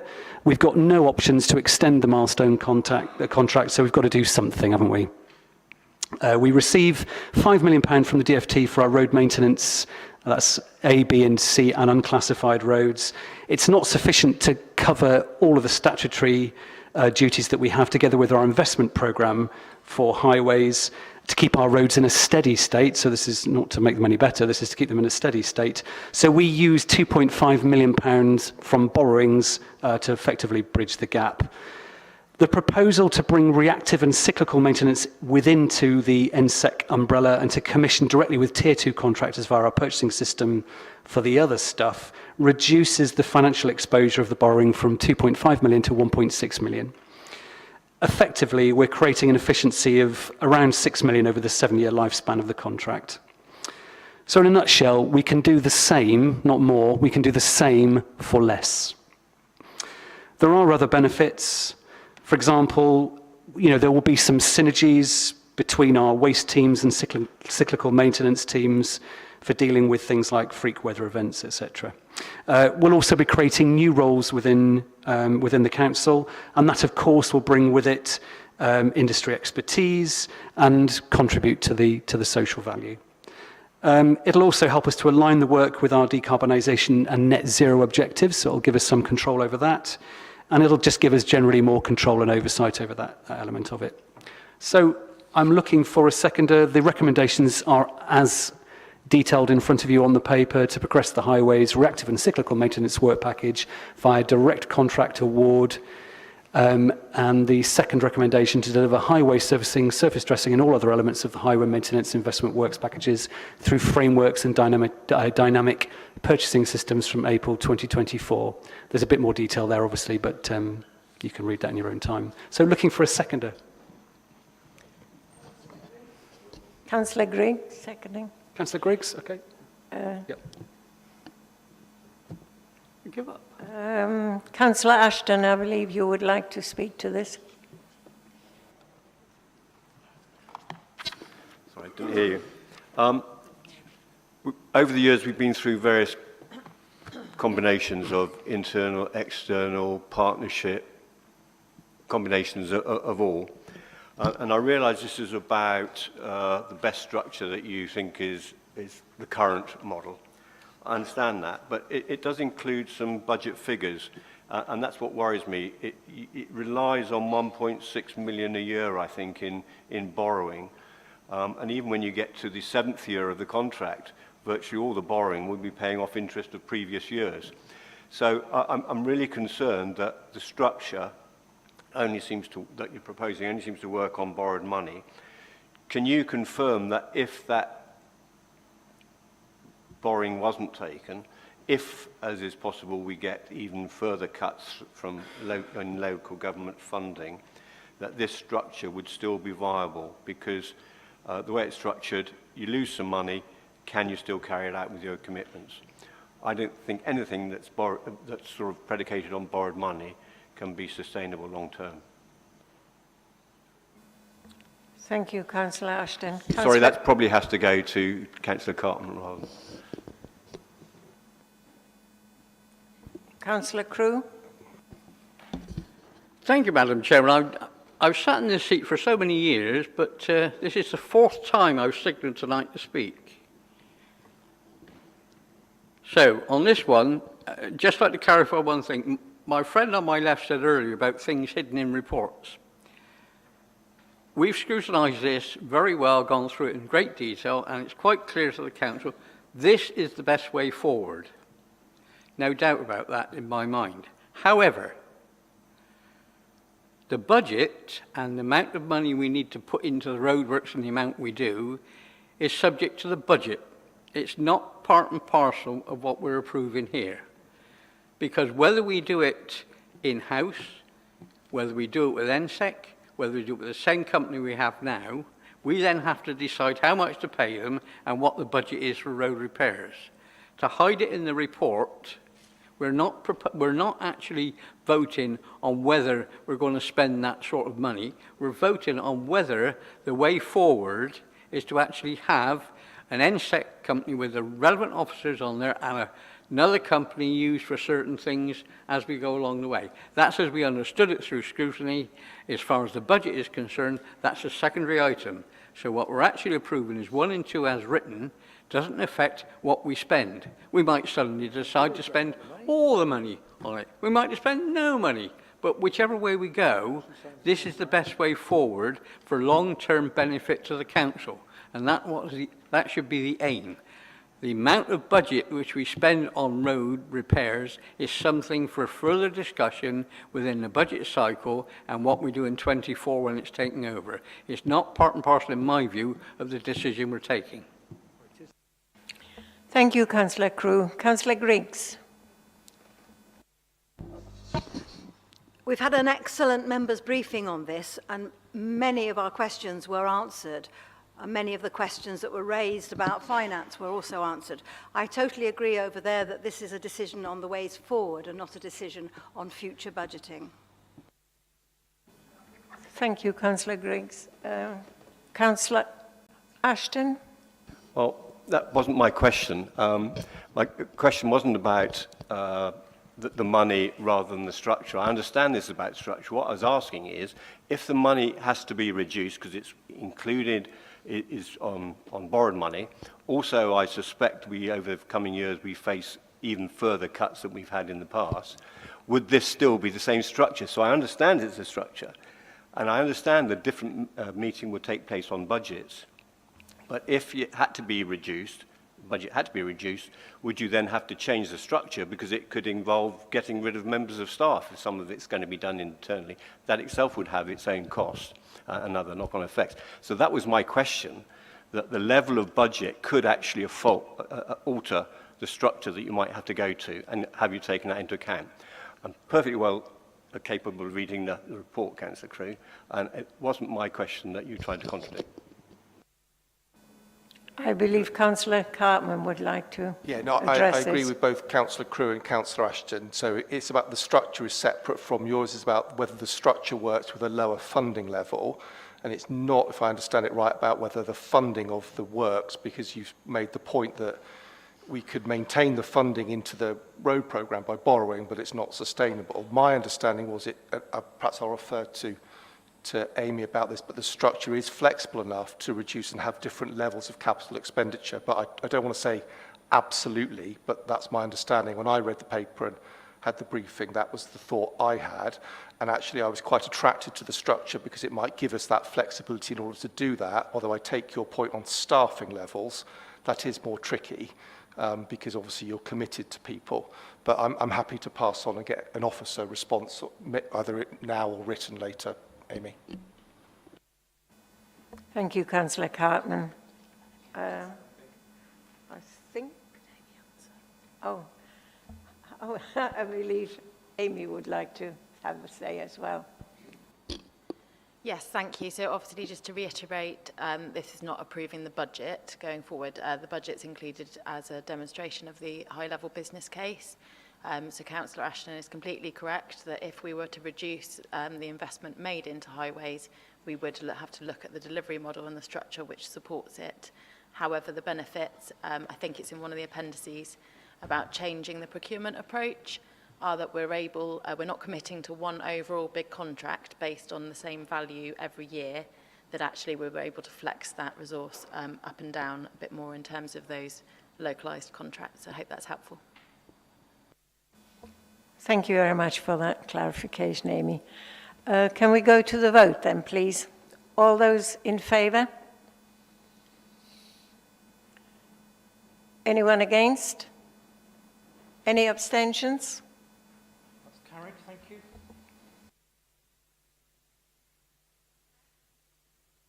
Item 8. I believe Councillor Bridger is going to present this, and it's Metroways Phase 1 update, governments and funding agreements. Thank you, Chair. Colleagues, governments have been derailed, but there are some constants, and one of those is this council support for the Portishead rail line. This paper is an update report with some delegations, so we can progress on-site delivery of the project, subject to, of course, approval of the development consent order.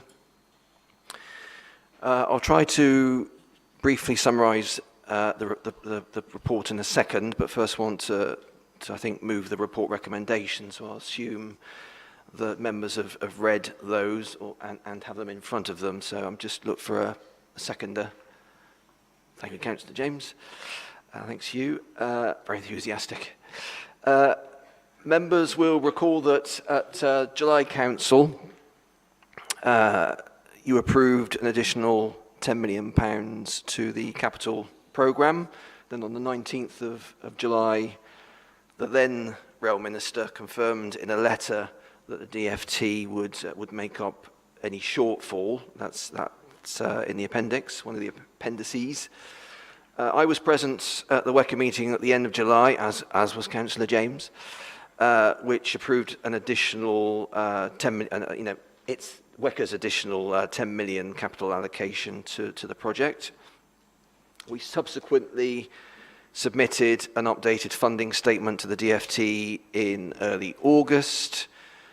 That's basically a DCO document that sets out the joint promoters of the project now have the funding in place to deliver the project. That's the £152 million. We're now asking the council to note that there's now nothing to prevent the government from making that decision, essentially, i.e. giving planning consent to this project, and we're anticipating the DCO decision in the second half of this month. It could be as early as next week, but we're certainly expecting that this month, with the caveat that there's an autumn statement on the 17th. Significantly, very significantly, I think, in addition to the additional funding, the DFT also confirmed that they would take on the delivery risk for the project and will fund the project costs up to the completion of the full business case. So recommendation 2 in the report reflects the funding risks as risk is now transferred from ourselves to the DFT, and how the funding for this next stage, the detailed design stage, explains how that funding will be channeled. Basically, it will come through to Network Rail from the DFT. So our funded costs as part of this next detailed design stage will be up to about £3.5 million, stated in the report. So we will now enter into a funding agreement with Network Rail, where ourselves and the combined authority now effectively become subcontractors of Network Rail. Up until now, they've been contracted to us. Are you following this? There's a basic draft of that funding agreement. It is a very basic draft. It's in, again, one of the appendices. So contractually, we've now effectively become a delivery partner, a key delivery partner, and we can still keep an eye on everything. After all, I think it's North Somerset Council who have the key interest, obviously, in this project, and I guess we still maintain a sponsorship role in respect of the scope, the overall scope of the project. It's still a concern to us if we see project costs creeping up. and we would obviously need to play our part in keeping those costs down, even though they're not our costs, so to speak. The risk is on the DFT. So nearly there, so hopefully if I haven't lost the room.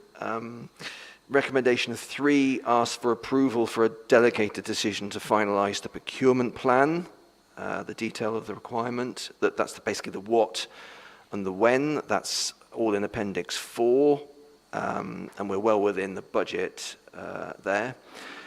So in summary, our current trajectory is that the detailed design will be completed by December 2023. Along with the production of a draft full business case, which is a piece of work led by us, led by North Somerset Council, which will report the final cost to all the funders. That's ourselves, the Combined Authority, and the Department for Transport. And that will come for approval, subject obviously to the DFT approving it. So again, more on the timescales, just to give so there's clarity on that. The full business case will be finalised roughly in the spring of 2024, so still a good 18 months away. So there's still risk, still a lot of risk in this project. There's still a lot of uncertainty, especially around inflation.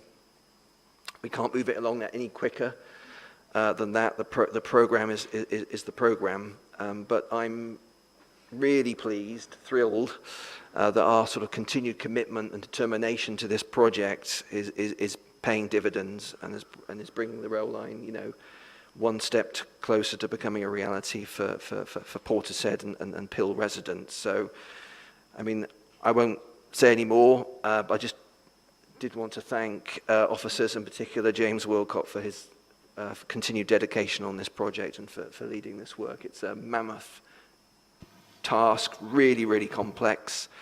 So thank you for James, and thank you to Amy and Joe as well, and the whole team. So just like to move those recommendations. Thank you. I believe Councillor Ashton would like to have a word about this. Thank you, Chairman. This has been going on for years and years. I think I've been involved just as long as James has. What I don't get is that after all these years, the amount of hours that have been put into it, why, even when the development consent order is approved, there's another 18 months to do the final business case. I mean, how many business cases have you done? I know they may need updating for a bit of inflation things, but how can that take 18 months? Is there some other reason why it's going to go so long? Because after that, it's going to have to go through government, God forbid, and it could be another 18 months before anything happens after that.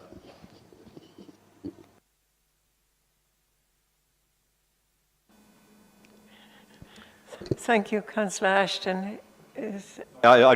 Do we have a reply to this? Councillor Bridger?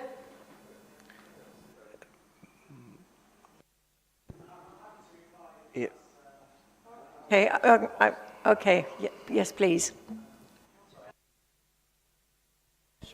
There you go. Yeah, we've had two previous business cases. The first was a prelim business case, and then we had an outline business case. But it's complicated, but essentially the answer is that the DFT are insisting that before they're willing to contemplate full business case approval, they want to see the final market prices for construction. And the only way to get to that point is to complete the detailed design. So that's the next 18 months work, doing the detailed design, and at the end of that, it would achieve the actual market prices for construction. So I know it's frustrating, the timescales, but that's in a nub, the situation. Thank you very much, Mr. Wilcox. Councillor Petty?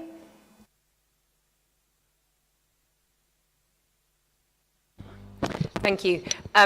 I also recognise all the officer time that's involved.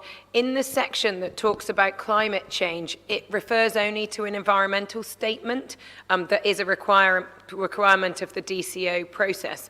As we've heard this evening with regard to climate change, really our carbon emissions, to talk about kind of environmental statements is to underestimate and to really only capture one aspect of impacts associated with change of this kind of scale and this kind of infrastructure project. As John Cato rightly pointed out, we have a carbon budget. And while we certainly support the provision of improved public transport, we do need to recognise the carbon cost of this scale of a kind of project and this level of construction work. So I really am in support of this rail link, but I think that we need to be honest and transparent about the cost of carbon associated with this a scheme of this kind of level of construction. So I hope that might be taken away by officers going forward. Thank you. Thank you, Councillor Petty. Councillor James. Thank you very much, Chair. Hope we're all listening carefully, infused. So, yeah, as Councillor Bridger says, this really was our finest hour as North Somerset Council, as neighbouring authorities in the west of England, the dream team of Joe Walker, Patricia Greer, Steve Bridger, Liam Fox. You have all the MPs in the area supporting this and trying to get it past the ground. And it's wonderful that central government have finally said that they'll be able to sort of take on the funding risk, the financial burden of this. It's really hindered it going forward for such a long time. Local authorities should never have been asked to take that sort of Atlian burden. So it's cited in Fuse. I was in the Oxcam ARC conference the other day, learning about the East-West Railway. We had the, a pro-vice chancellor of University of Oxford there, University of Cambridge. We had business leaders, we had LEP leaders, all there excited about the Oxcam ARC, because finally the government have changed their direction on sort of major infrastructure schemes like this. Then we got a tweet going through saying that Liz Truss had resigned. Unfortunately, it does look like an anti-growth coalition has sort of entered our government, and especially Her Majesty's Treasury. I woke up the other day what's it called, This Morning, whatever it's called, on Radio 4, to a lovely Treasury spokesperson saying that all existing major capital schemes are now under review for the next budget, and nothing is off the ability to fall off the table. You get what I meant to say. It's very late. Looking forward to going to the pub.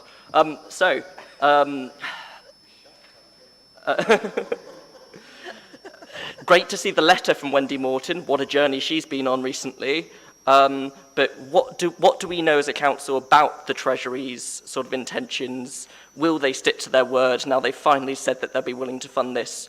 Or will this be the first thing to fall off the shelf? Or because North Somerset Council and neighbouring authorities have shown such local leadership, is this going to be a success story, one of the only things that does stay on the table because it's so shovel-ready and it's got so much of extensive climate change impact assessment, for instance, in the thousands and thousands of pages supporting this document, so much to going in, what effect this has on our economy, on our social mobility, and on the climate change.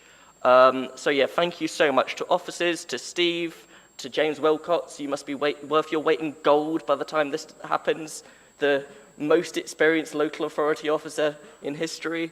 In terms of Nigel Ashton's comments, entirely agree. Why does it take 18 months for the final business case?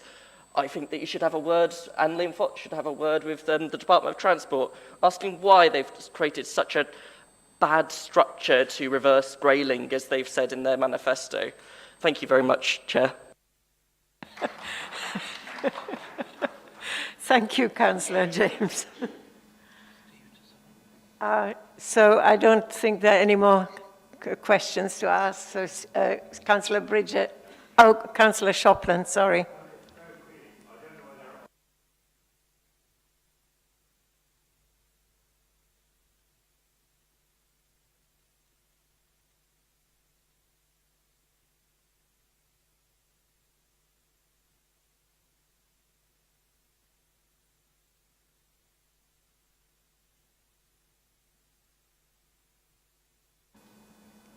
can you... Yeah, there's a parallel piece of work, ongoing, which is to look at operational subsidy. We're working with the officers are working with the DFT on that, so I welcome that. There's still, we're engaging with obviously the Combined Authority, GWR, the DFT. I think that side of things is still to be worked through a bit more. I think probably be bottomed out by towards the end of this year. But yeah, it's a parallel piece of work, Councillor Shopland, that's taking place. There's not little more I can say about that at the moment, really.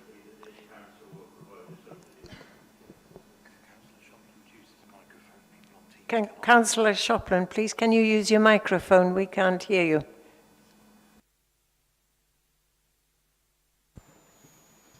So there is a possibility that this council will have to find a subsidy for X number of years. We'll cross that bridge when we come to it, I think. Yeah. Well, we really ought to know before we start the project.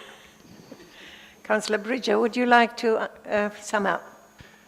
I think I'd just like to move the recommendations, Chair, other than just to respond very briefly to Councillor James. I mean, I'd hope, given this project is so far advanced, it wouldn't be undone. There's a lot to lose. I think what is at risk potentially are projects that haven't yet started in the capital programme. But yeah, I'd like to move the recommendations, Chair, please. Can we proceed to a vote? All those in favour? Anyone against? Any abstentions? Thank you. Item 9, reports and matters referred from the executive. I don't believe there were any. No, there are none, Chairperson. Thank you. And item 10, petitions to be presented by members, and I believe we haven't had any as yet. Item 11, motions by members, and that, I believe, is a motion by Councillor Charles. Thank you. I just want to start by saying that this isn't a motion about bus drivers or frontline staff who work for First, who I know work tirelessly during this transport crisis, and it is a transport crisis. I recognise and acknowledge the extenuating issues outside of First Bus's control, such as the pandemic and the changes to home working. This is about those residents who have had enough and a bus company who have seemed to have lost control. I asked people in Portishead to provide me their stories of the troubles they have been facing, and fellow councillors, it's been heartbreaking. I was contacted by the mother of a student who travels by bus to a local school. They have lost in the last month over 11 hours of schooling due to non-existent or late buses. I've heard from residents who are abandoning the idea of selling their cars to be greener for fear of losing their jobs. And I just want this one story that was sent, I just wanted to share, that a mother and daughter agreed to share. My daughter has learning disabilities and epilepsy. She cannot drive. She is constantly waiting for buses. Recently, she has been late for work due to buses not turning up. She waited 45 minutes at Nor Road bus stop the other day because of her disability. She didn't know what to do. It is terrible that our town, one of the largest in North Somerset, can't operate a reliable bus service. Also, my daughter loved going to Cribs. It gave her a great sense of independence. I said that I recognise the work done by frontline staff, but I cannot accept the engagement and strategic approach of First Management and its directors. We have appalling engagement with First. Our town has had meetings for over a year now that are incredibly well attended by the public, with residents extremely keen to suggest ways to improve services and lift public transport up. They listen, they nod, they go away, and then they ignore. We have apps from First that don't work. People are told that all the info is on Twitter, when it would be a matter of a moment to place an ad in a local paper, inform a community group, or place a post on a community Facebook page. Their community engagement is appalling. They claim poverty and come cap in hand for money to run essential services, money from the North Somerset taxpayer, and yet First Group paid their shareholders a £500 million dividend in the last financial year, and the chief executive in his statement stated that they had a positive financial future.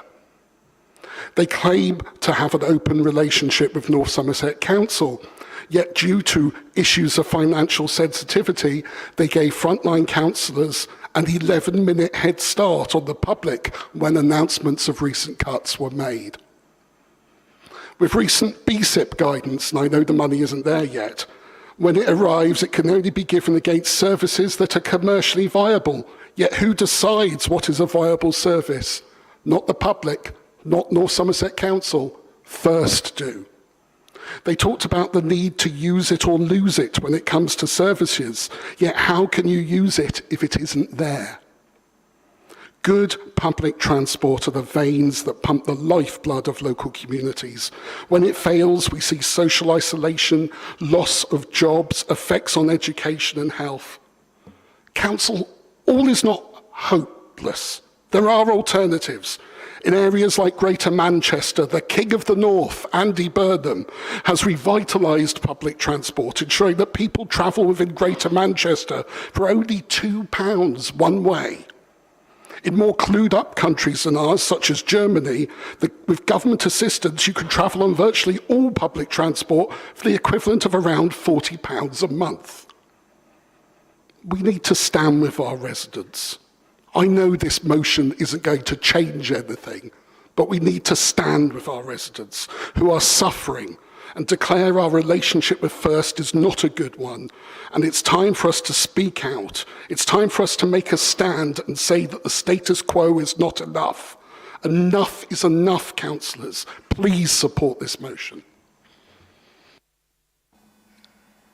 I believe we need a seconder for the motion. Councillor Holland. And are there 7 members who would like a debate on this issue? Yes, I believe we do have 7. Councillor Cartman, I think you'd like to speak first. Thank you, Chair. I support this motion, Councillor Charles. I too, am very frustrated with First. I don't like, blaming companies for poor service, but all I'm asking here is engagement, and they just don't seem willing to do it. And I will use an example. We had the X2 cancelled where I am, and we didn't start a petition saying you should reinstate it, you should do this, because we knew there's no bus drivers. What we asked was for slight amendments to the bus timetable, so my son didn't get to school almost an hour before lessons started. We think we got a 7 or 8 minute move. That was it. We had our late night service from Bristol cancelled. We asked we could perhaps divert the last X1 through the village on its way to Weston. Nothing. We were trying to work and be proactive and request things that would help them to help us. Nothing. Absolutely nothing. And my community and I are absolutely fundamentally sick and tired of it. We've got a lot of money that we've got to improve bus services. We want to work with our partners, but they need to stand up and do better and work to us. So I would like, I'm going to try and get them to engage with my community more, but in the meantime, I completely support this in your call for them to do better. Thank you. Thank you, Councillor Cartman. Councillor James? Thank you very much, Chair. I'd like to sort of echo Councillor Charles's statements just about the heroic work, the tireless hours that bus drivers have worked during the COVID pandemic and afterwards. They were disproportionately affected by the pandemic, unfortunately, in terms of deaths especially. We need to recognise the grief that many of the drivers are living in.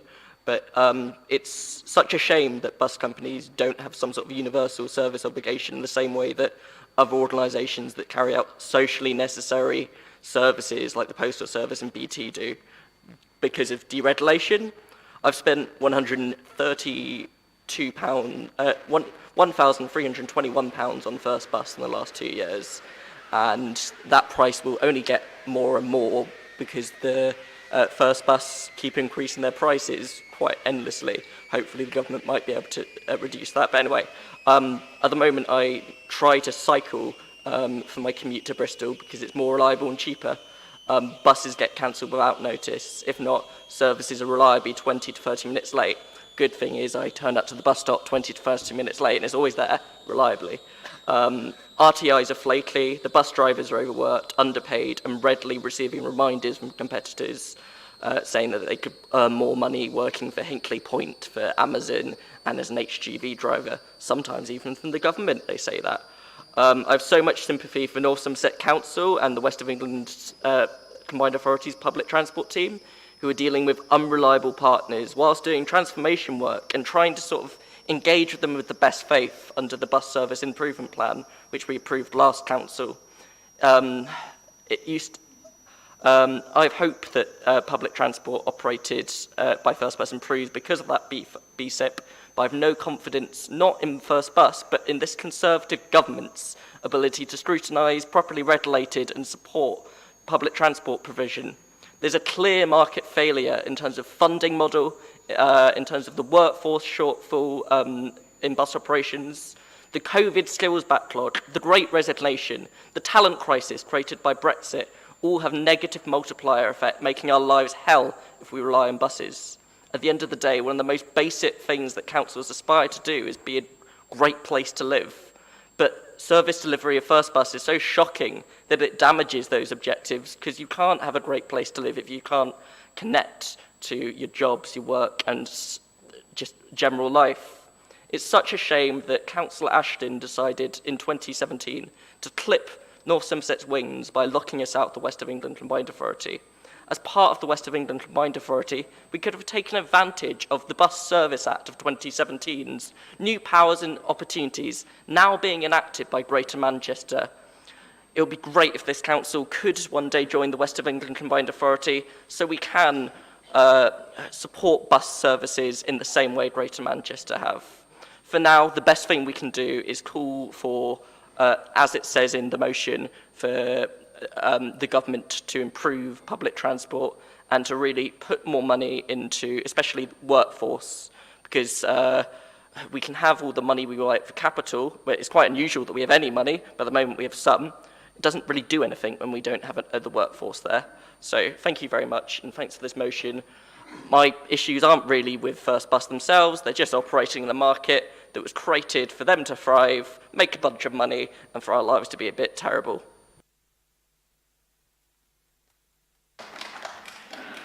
Thank you, Councillor James. Councillor Ashton. It's not on the comment just made. It wasn't just my vote, was it? My comment on the proposal is the actual wording, because I would say be careful what you wish for, because if they did give you greater control over the bus service around here, you'd have to fund it probably, and even if you got a grant, that would erode over the years and you'd be left with a deficit. So if you are going to put this in, then I would say that you need to have the adequate funding mentioned. There's no mention of funding in here. And if you're going to ask for greater control, you need to ask for greater funding to go with it. An alternative would be to not look for control, but look for a decent grant so that we can actually support whoever the provider is to provide a decent service. That's probably the easier way to actually do it. That's the number 6. What was that? Councillor Tucker.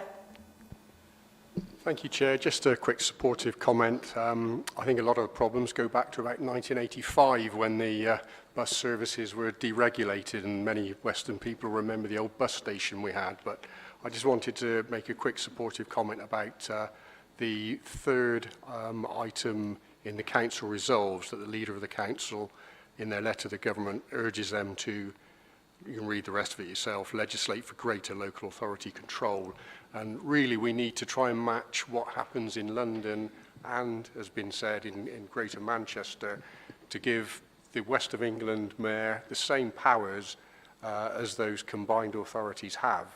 And until we get to that stage, I think certainly Dan Norris would welcome that, and anything in this motion that pushes in that direction, I think we ought to support. Thank you.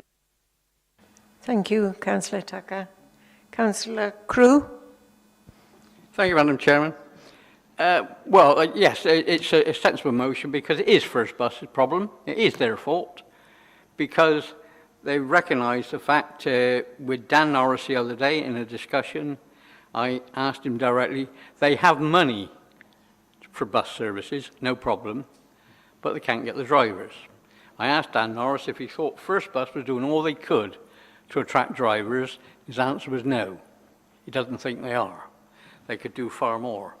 He's got plans of what to do, but just to remind members that the money that is promised, it was never meant to be this year, the money that was promised next year, should that materialise, people need to bear in mind that we're receiving more than WECA is receiving and more than many authorities around us. In fact, some authorities around us, like Somerset, aren't getting anything for support bus services in the future.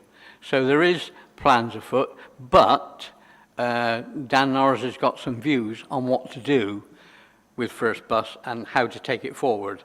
He doesn't think they're imaginative enough to look at the type of drivers they need. They're concentrating all the time on PSV drivers. PSV drivers, they're actually leaving and going on to driving coaches. Not for more money, but for better hours. But his view is we should be looking more back to the old days of the 15 and 20-seater buses where you don't need a PSV licence. His view is we could be training drivers to drive that type of vehicle through the college and money provided through the skills, WECA skills body, where they could be training drivers who could then be, having been taught to drive, even driving cars, could then be upgraded to drive smaller vehicles, releasing the drivers currently used for the long haul and the double-deckers. So there's a lot that First Bus could be doing, and I think they've been very naughty because their first announcement was just before the extension of the 6 months money, and their second announcement was just before the announcement of the 110 million from the government. So they've been very naughty in the way they've approached it, and I think they're trying to find a way of coming back with suggesting new ways of doing things when this money comes through. The difference is, of course, when that money does come through, we have more control, because it's not down to the bus companies to do it, it's in conjunction with ourselves. So we can't just drop services at will. But other than that, yes, it is First Bus needs pulling up on it. Thank you, Councillor Crew. Councillor Bridger. Thank you, Chair. Yeah, residents rightly want and demand an overhaul of our broken bus system. In Yatton, Councillor Griggs and I, we've lost both of our bus services, both of them. I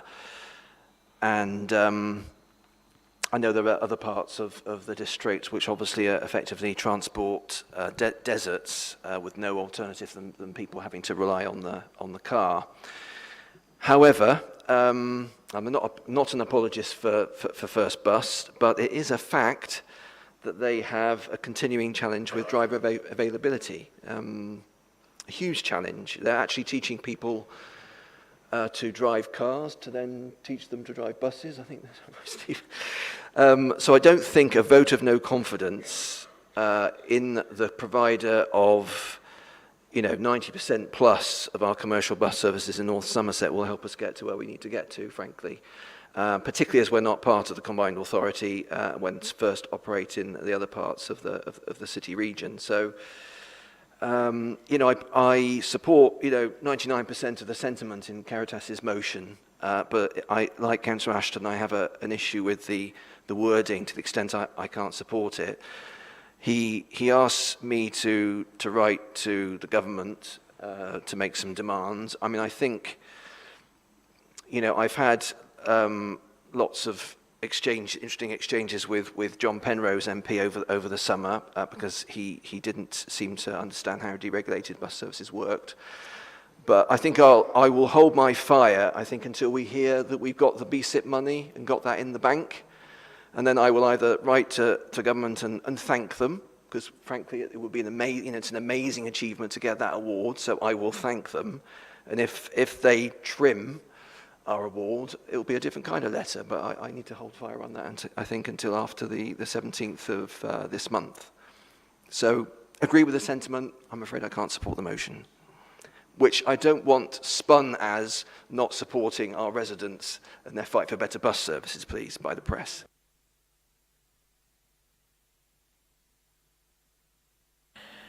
Thank you, Councillor Bridger. Councillor Crockford-Hawley. Thank you, Chairman. Dr. Havison. There's one word which I can't support, and unfortunately, though the sentiment of the motion is supportable, it's where the Council resolves, one, that it has no confidence in the public transport provision operated by First Bus. Well, there are some parts of that provision which actually are quite good, and therefore I would be tempted to say that I have a lack of confidence in the operations provided by First Bus, but I could not go so far as to say I have no confidence in what they do. Generally speaking, the bus from Weston-super-Mare to Bristol is a pretty good service, and I don't use it very often. When I do, I've had no problem with it. So I have confidence in that service. It would be incorrect of me to say I have no confidence at all in what they are providing. In Weston-super-Mare, as you know, we lost a number of our services, and with some good effort by some of the members and officers, managed to convince Stagecoach to start a new service in Weston, which I believe is popular. How commercially successful it is, how do I know? And there is the rub, isn't it? We have a bus operating system in this country outside London, which is entirely commercial. And therefore, First Bus has only one obligation, whether we like it or not, and that obligation is to its shareholders. If we don't like the system, and I don't, it's the system which needs changing, not the company. It also strikes me that this motion, I don't know, generally acceptable, but what purpose does it serve? What actually is the point of it? It doesn't actually ask us to do anything other than get officers or the leader to write a letter. It doesn't even ask us to bring in our scrutiny system at which we could invite the top brass of First Bus to appear before us and discuss the problems. Now, if Councillor Carruthers-Charles is willing to take that part on board to give the scrutiny process a role, then I'm more than happy to support that. But otherwise, it's a bit wordy, it's a bit nebulous, and I can't quite see where it's going, other than to express anger. Thank you, Councillor Crockford-Hawley. Councillor Petty, I believe you wanted to speak. I think that Councillor Crockford-Hawley pointed to some of the issues that I have, and I'm thankful for Councillor Charles for bringing this motion and encouraging this debate, because I think it's an important debate to have. I think that the point that I wanted to agree with Councillor Crockford-Hawley on is that system change is what I think we fundamentally need. Our residents deserve a quality bus route. And as Councillor Bridger pointed out, many of our villages and many of our communities and towns are becoming deserts of public transport. There is no provision, and that forces them to get into the cars, and that is an awful situation that we are in. I see the problem as the system, and I don't see I do think that First Bus is not doing enough. And I have used the X1 bus and found that I've been ghosted, which is where you expect the bus to come, it's on the board, and then it disappears. And that really isn't viable when you're trying to arrive at a meeting or arrive at work every day. So I support the approach of this. However, I cannot support the language in here because I don't think it's pointing to the system change that we require at this time. Thank you. Thank you, Councillor Petty. Councillor Hogg? Thank you very much. I totally get the passion of the member proposing the motion and the people that have spoken. When I became an elected councillor 3.5 years ago, so 4 prime ministers ago, sorry to keep labouring that joke, one of my lovely constituents, she delivered some leaflets to me 4 years ago, and I went round to thank her after I was elected, and I said, thank you very much, and she grabbed my hand and she said, whatever you do, bring a bus back to Rington, get a bus back to Rington. So you can imagine her delight when 3 years later I was, appointed as the exec member responsible for public transport. And, unfortunately, I've still been unable to deliver on that promise I made to her. I'm totally sympathetic to the issues faced by residents on a daily basis, all members of the family, the kids trying to get to school, people trying to commute to their places of work, areas of North Somerset that are perhaps more socially disadvantaged or economically disadvantaged, especially important they can connect to the places of work. I get it. The decarbonisation agenda, it touches all points of the dial in terms of the objectives of the council. But the motion, I can understand it totally, but I feel it's the wrong tool at the wrong time. We are hopefully going to be beneficiaries of the second highest award of public funding for public transport services through BSIP in the country.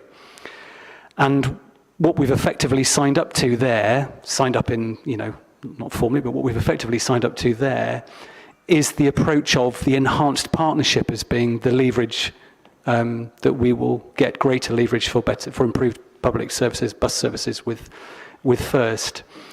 And the enhanced partnership is a sort of mutually binding set of commitments where we can define what the service will look like on a service-by-service basis. However, franchising is a whole different ballgame. And if we go down that route, yes, that will enable us to design the whole public transport system lock, stock and barrel, but it will also transfer all of the risk, all of the financial risk and the risks around lost mileage and performance to the council. So that doesn't feel like a conversation we should be having right now. I could see us having it in a year's time if the BSIP funding doesn't come through, or if we're unable to make the improvements that we've kind of got locked and loaded in many respects through the commissioning plan for BSIP. So I think the issue at the moment is that we are being absolutely stymied by the delay to funding. Although I know the funding isn't due to actually come on stream, I think it's April, I think we do have the ability to spend at risk if we know it's coming. And as I say, I sat with the DFT 3 weeks ago where they said you'll have the check, so to speak, by the end of the week, and it hasn't happened. So I'm really anxious about the financial statement coming from government. I'm worried they're going to take they're going to trim down the capital funding. I'm probably more worried about the revenue funding, because for me, the revenue funding is where we could potentially get quite creative about solutions such as demand responsive travel. I mean, we haven't even had that conversation. We need to have that conversation within scrutiny and within full council. We haven't been able to have that conversation yet because we ain't got the dosh. So I think we should reserve franchising as an option. But I think we have to use, that's kind of the nuclear option, not a great word to use at the moment, is it? But I think we use that option if we're faced with complete market failure. And whilst it's dysfunctional, wholly inadequate, underperforming, and absolutely torrid for those people that want to use it, for all the reasons that they want to use it, I don't think we have complete market failure right now. And I don't think we should vote no confidence in First Bus right now. I think we need to give them the opportunity to come with us on the journey with WECA, with our WECA partners, to make some significant improvements. And I believe we can make those improvements, provided we get that funding and we can get cracking. So I can't support the motion, but that doesn't mean I don't totally understand the passion and the conviction of where it's coming from, because I do. Thank you, Councillor Hogg. Councillor Porter? Oh, thank you, Chair. I think we're all in the same position. You know, two of my villages have lost their buses now, and the other one has only got a very limited service in it.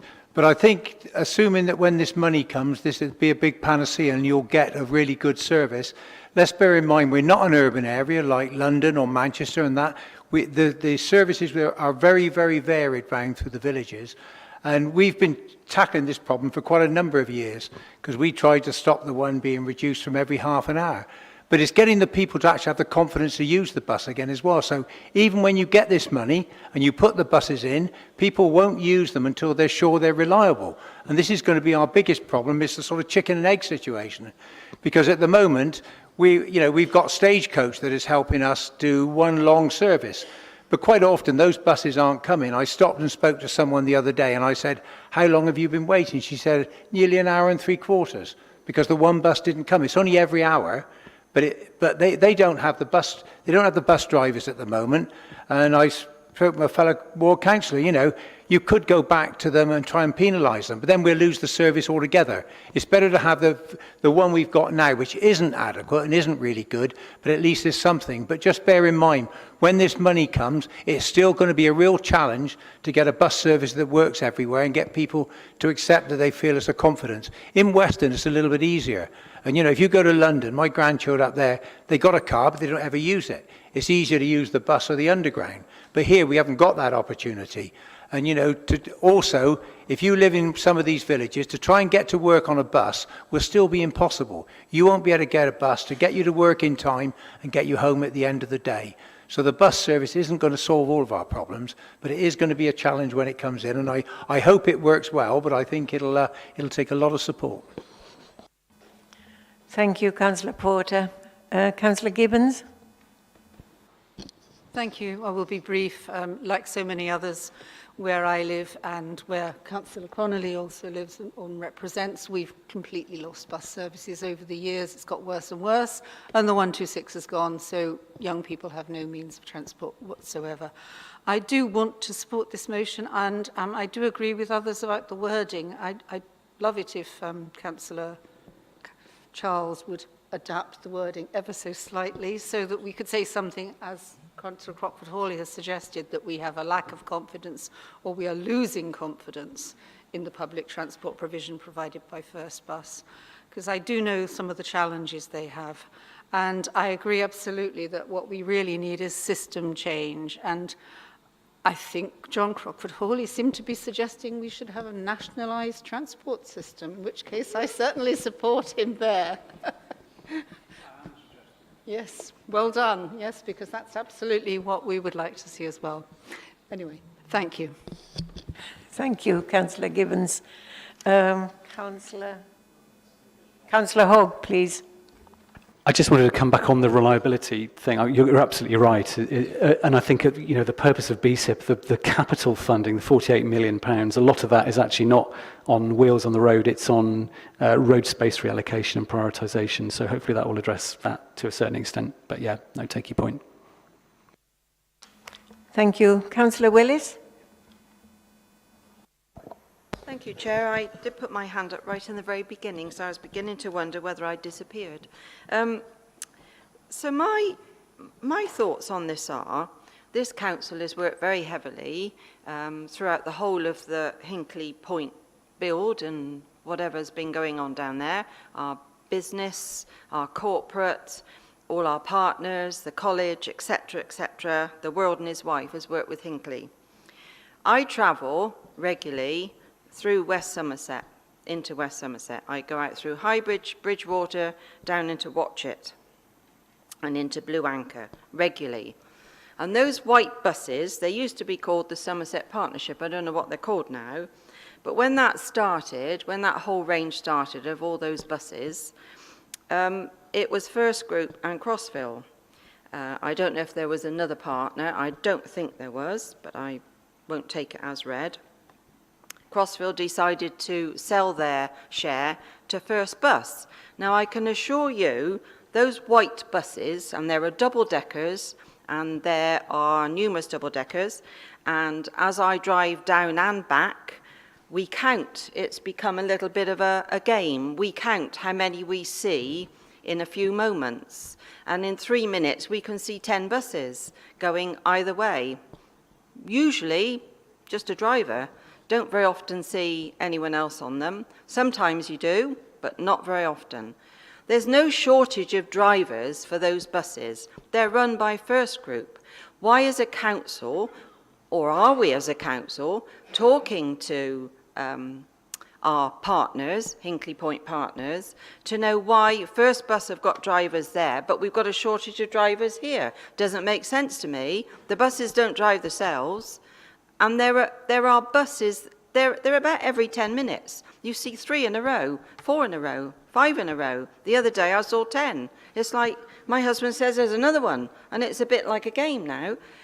So I cannot understand why that contract was written to supply numerous amount of buses to take people in and out to Hinkley Point from the junction, Park and Ride, High Bridge, Bridgewater, and further down, and all the way down to Minehead, when we're struggling elsewhere. If the money's in there for that, and that's been set up, Hinkley Point isn't even open yet. It's not even going. And yet there's all these people supposed to be going in and there's no one on there, or very rarely. Thank you. All right, so that's my plea, that somebody has a discussion, business-wise. Thank you, Councillor Willis. Councillor Holland, I think you might be the last one. You can sum up at the end, Councillor Charles. Thank you, Chair. Along with Councillor Willis, I think it's been a very, very long time since I've seen 3 buses come along at once, let alone 10. But I remember that from my childhood very well. I'm happy to support and second an amendment if Councillor Charles would want to amend that first point. I think the most important points are part 2 and part 3, that we ask Councillor Bridger to write to the government stating our concerns and to urge them to legislate for greater local authority. I think we're all agreed that is the important part. We need national change. We need local authorities to take more part in actually providing bus services, or certainly maybe not dictating where the bus services should go, but working in greater partnership with local bus companies. But that needs a national change. And we need to lobby, and we need to urge our neighbouring authorities to also lobby. We need to get together as a country to ask central government to make changes. Thank you. Thank you, Councillor Holland. Councillor Charles, would you like to sum up?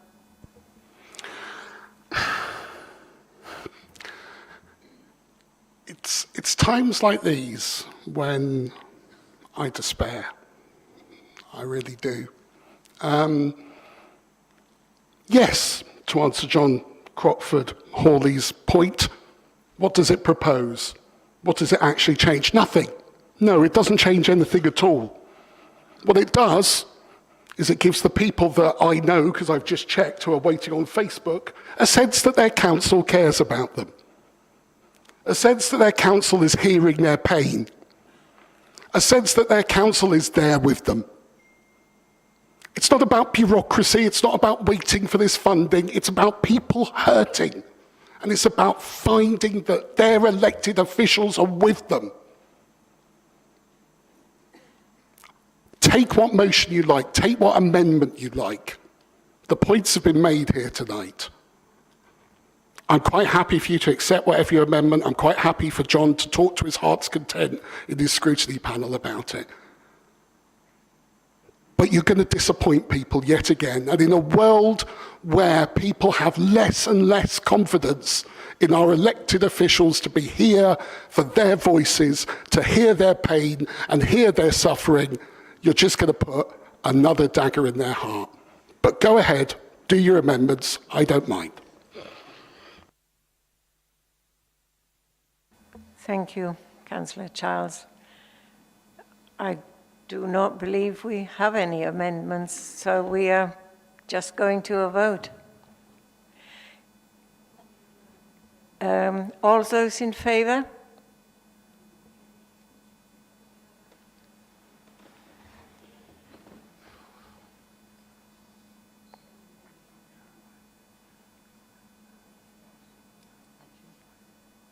All those against?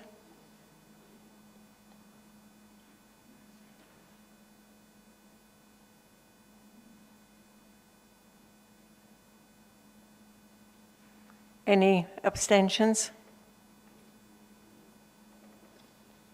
13 for, 15 against, and 3 abstentions, Chairperson. Thank you.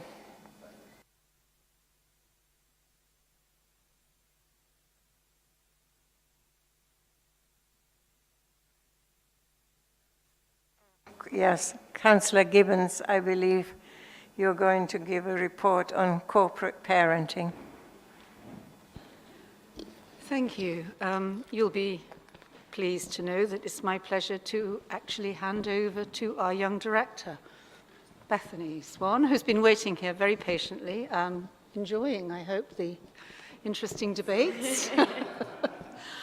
As you'll have read in the report, it was your wish as a council that she should come back to us after her very positive engagement with us earlier in the year and give a progress report. So it's going to be talking about some of the work that was undertaken across South West authorities, about employment and training, and she'll give us an update on what happened with what we call the Next Steps Fund, which my executive colleagues will remember came out of our executive member pots of money that we were free to use for a purpose that we thought was best, and that's what I'd chosen for this one.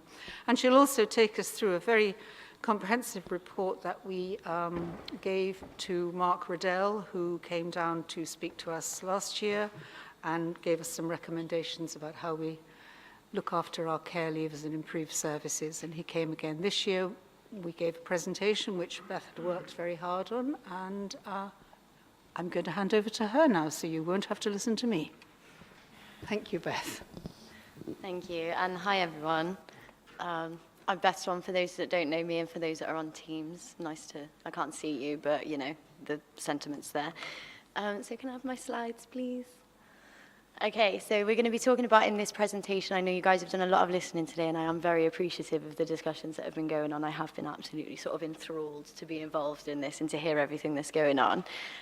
So just to welcome you, we're going to be looking at a little bit of best practice, going to be going through regional survey feedback, our care experience, young persons' views, and a brief talk about Mark Riddell's recent visit. So I'm going to start off the next page with a nice quote from the Independent Review of Children's Social Care, and that is, having a good home, qualifications, and a well-paid job, loving and trusting relationships, and good mental and physical health are the foundations of a good life. The need for these foundations is universal and not unique to those that have grown up in the care of the state. However, care experienced people often struggle more than most to realise these 5 foundations. These foundations are also inextricably linked, and the consequences of their absence significantly affect the life outcomes of care experienced people. Now, so I'm going to go on to talk a little bit about our regional survey feedback. So we asked over 200 care experienced young people in, I believe it was Bristol, North Somerset, Swindon and Gloucester, possibly Gloucestershire, not too sure. But over 84% we had work experience or internships being one of the main things that young people were asking for. 77% asked for courses or workshops that prepare them for work. At 71%, young people were asking for a mentor from within the council, and 67% asking for apprenticeships with regional businesses and organisations, and down at 61% was their own dedicated job centre or support person. So going on in our survey, we noticed that some of our main common themes was actually support with CV writing, and we've got a few quotes that are going to pop up on the screen now from our young people, just all around the CV writing. That is the experience that they would like help with. So going on to our next slide, we asked our young people sort of, what else do you have to say? And they had to ask. So one young person is asking funding for any education that a young person wishes to engage in, whether that's funding in terms of rent, a bursary, helping with get into work programs, CV writing classes, interview workshops to build those skills. Another person's asking for more support and funding to help get ready for the real world, because some people haven't had that family to show them how to prepare for it. Some of them haven't had a good education, and so with the right support, it can help build the right confidence. And also there was on there to help do the Prince's Trust, which I know is quite popular. There's also the ask for jobs that only care experienced people can apply to. So my role is one of those roles. It was a role specifically for a care experienced young person to apply to, and luckily I got it. And also another ask we have is help with support for childcare so that as a parent, they feel like they can get back into working and college. So when asking our young people what supported you into employment, education or training, some of the responses we heard were some received train tickets, some received help as stated in the previous version of the higher education policy, which I'll talk a little bit more about in a minute. One young person had help from their social worker to allow them to complete an online A-level. We also have another person who was supported financially through university, help with rent, grants and help towards living costs. They also helped previously with supporting letters to get into university and college. There was also a grant for equipment. Someone had help with interview prep. They had a grant. They said it was all right. And someone has said that they had help with CV writing and how to make their CV look good. So we then went on to ask, what support or help do you wish you had been offered? Now, one young person had actually said that they would have liked to have remained in the care setting as they didn't think social services helped them as they weren't ready for independence. Another young person's asking for ongoing financial help with travelling to work. One young person's asking for more support after having her son at 16 to get back into work and education and wish she knew that she had access to education-wise as a care leaver. Clearer communication about support for postgraduate studies and more financial support during college. And another young person also asked for free counselling. Now, we're going to go on to a little video, which is actually created by Ella Bunting, our participation officer for Children's Services. And she created this with 2 of our care experience young people, just talking a little bit about themselves and their ambitions.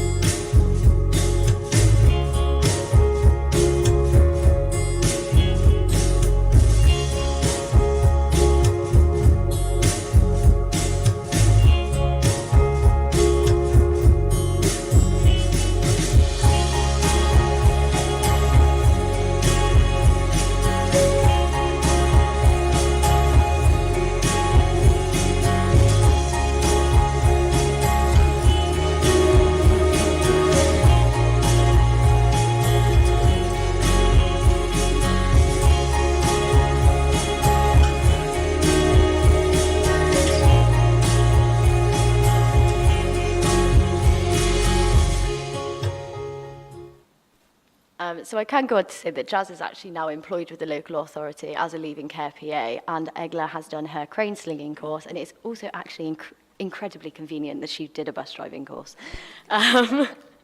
So I'm now going to go on to talk about a little bit about our local offer, what do we offer and how do we achieve it. So if we can have the next slide. So our local offer can help with opportunities for further education such as colleges, A-levels, apprenticeships, financial support packages if you do go on to higher education courses such as university, paid employment, financial support for work experience or volunteering opportunities to learn new skills, support with travel and clothes for interviews, and a first month subsidy if in employment. So how do we do this? We have leaving care personal advisors to support young people. We have financial grants and supports available for a whole host of things. Support with establishing housing and accessing employment, education and employment. We have drop-ins to support the development of independent living skills, cooking, cleaning, money management. We have opportunities to give feedback and participate in action in relevant changes. And we also have multi-agency working with our partners like Junction 21 and 1625 independent people.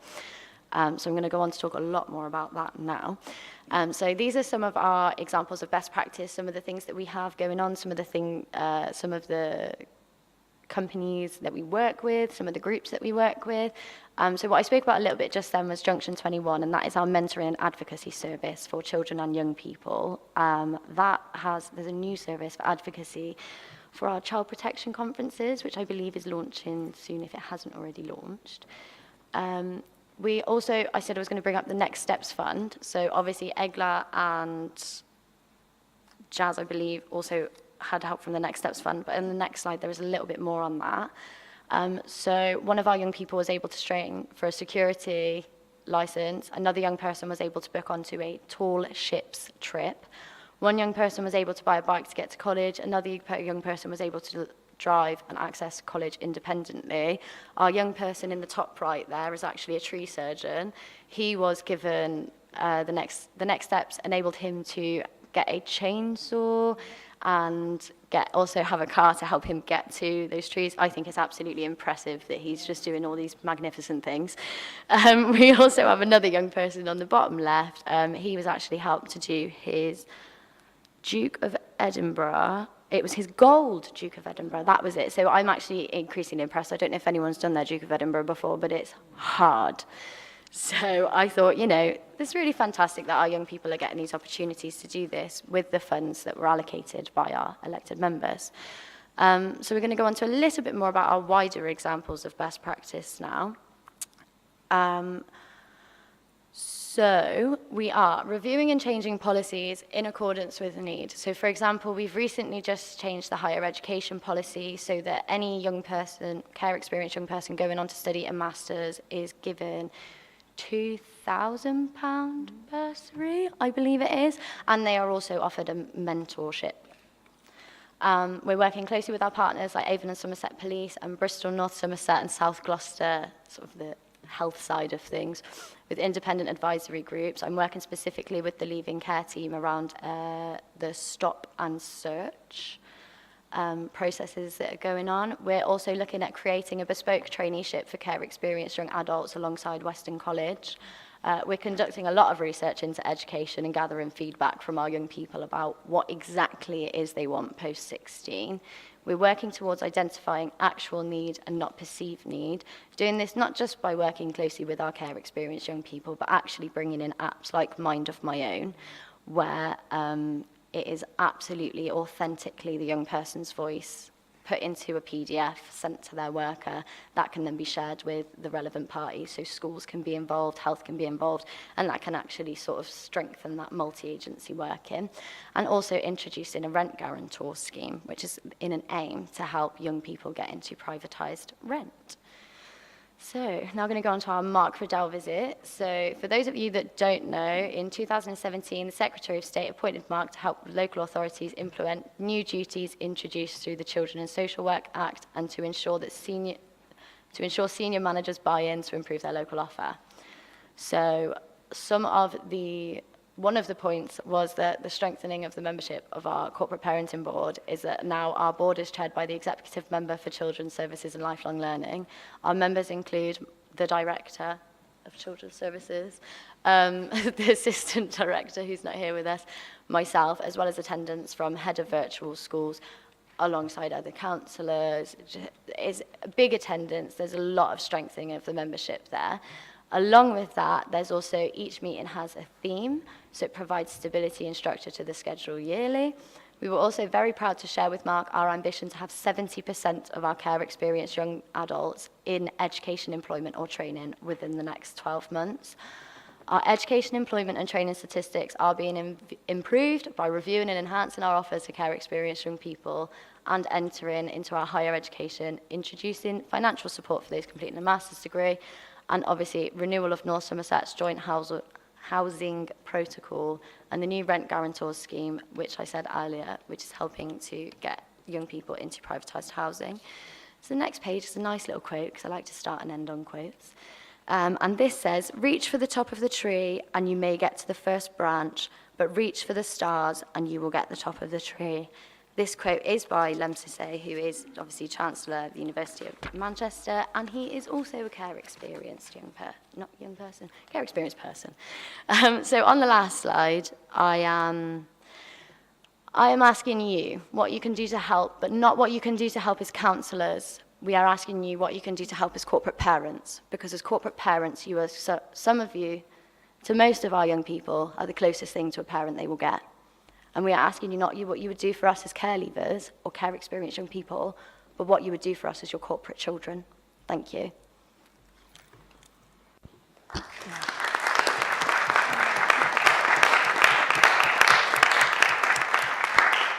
Yeah, Thank you, Beth. That was brilliant.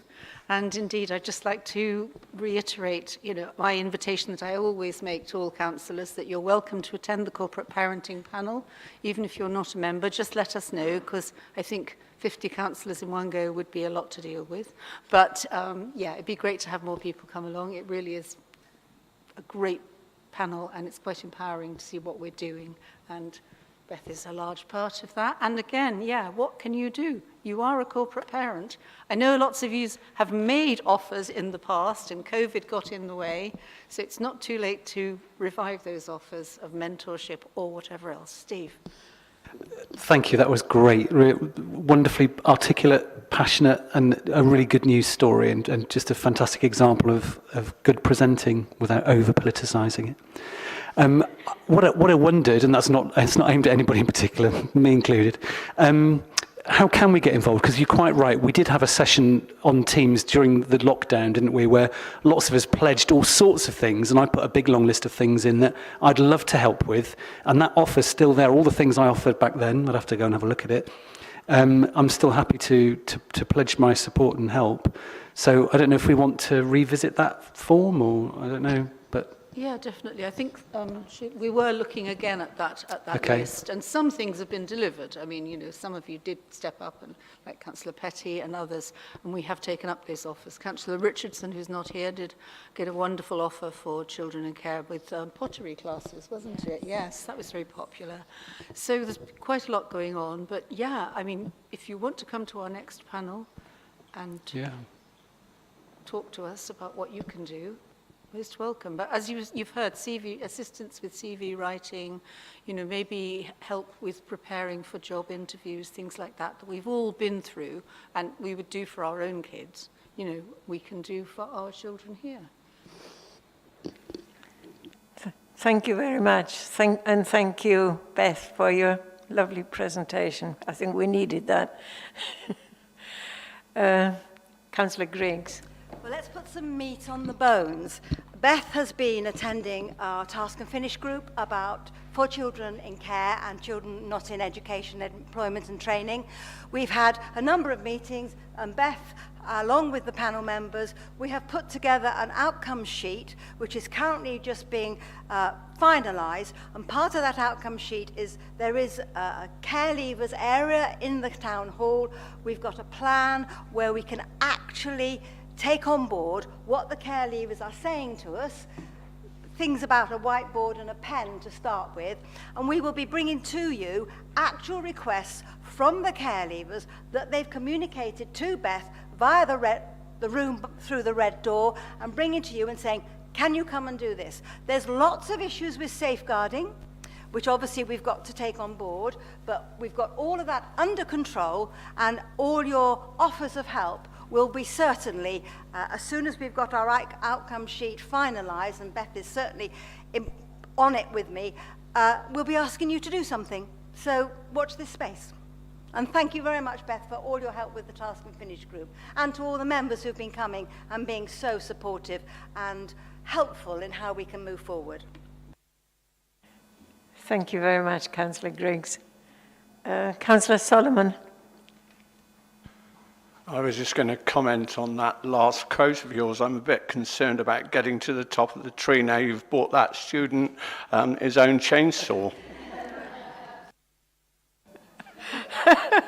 Thank you, Councillor Solomon. Councillor Petty. Oh, sorry, Councillor Petty doesn't want to. Any more comments? Okay, this is just to be noted, wasn't it? So. Thank you a lot. Thank you. I believe we're going on to question time now. I don't think we've had any questions. There are some. Councillor Westwood. Thank you, Madam Chair. I'm going to just read this straightforwardly, so not to waste any time. It's a question for Councillor Steve Hogg, and it's this. Can you assure us that the public realm works nearing completion in Clevedon on Hill Road and the beach are fully in compliance with this Conservative government's climate emergency and active travel policies. Indeed, that this compliance underpins and was the basis of North Somerset Council securing the funds to carry out the works. The reason I ask this is that last Friday, Liam Fox MP issued a statement placing the full causation and responsibility onto North Somerset Council. And, in my view, he was grotesquely inappropriate in seeking to blame North Somerset Council for carrying forward this scheme.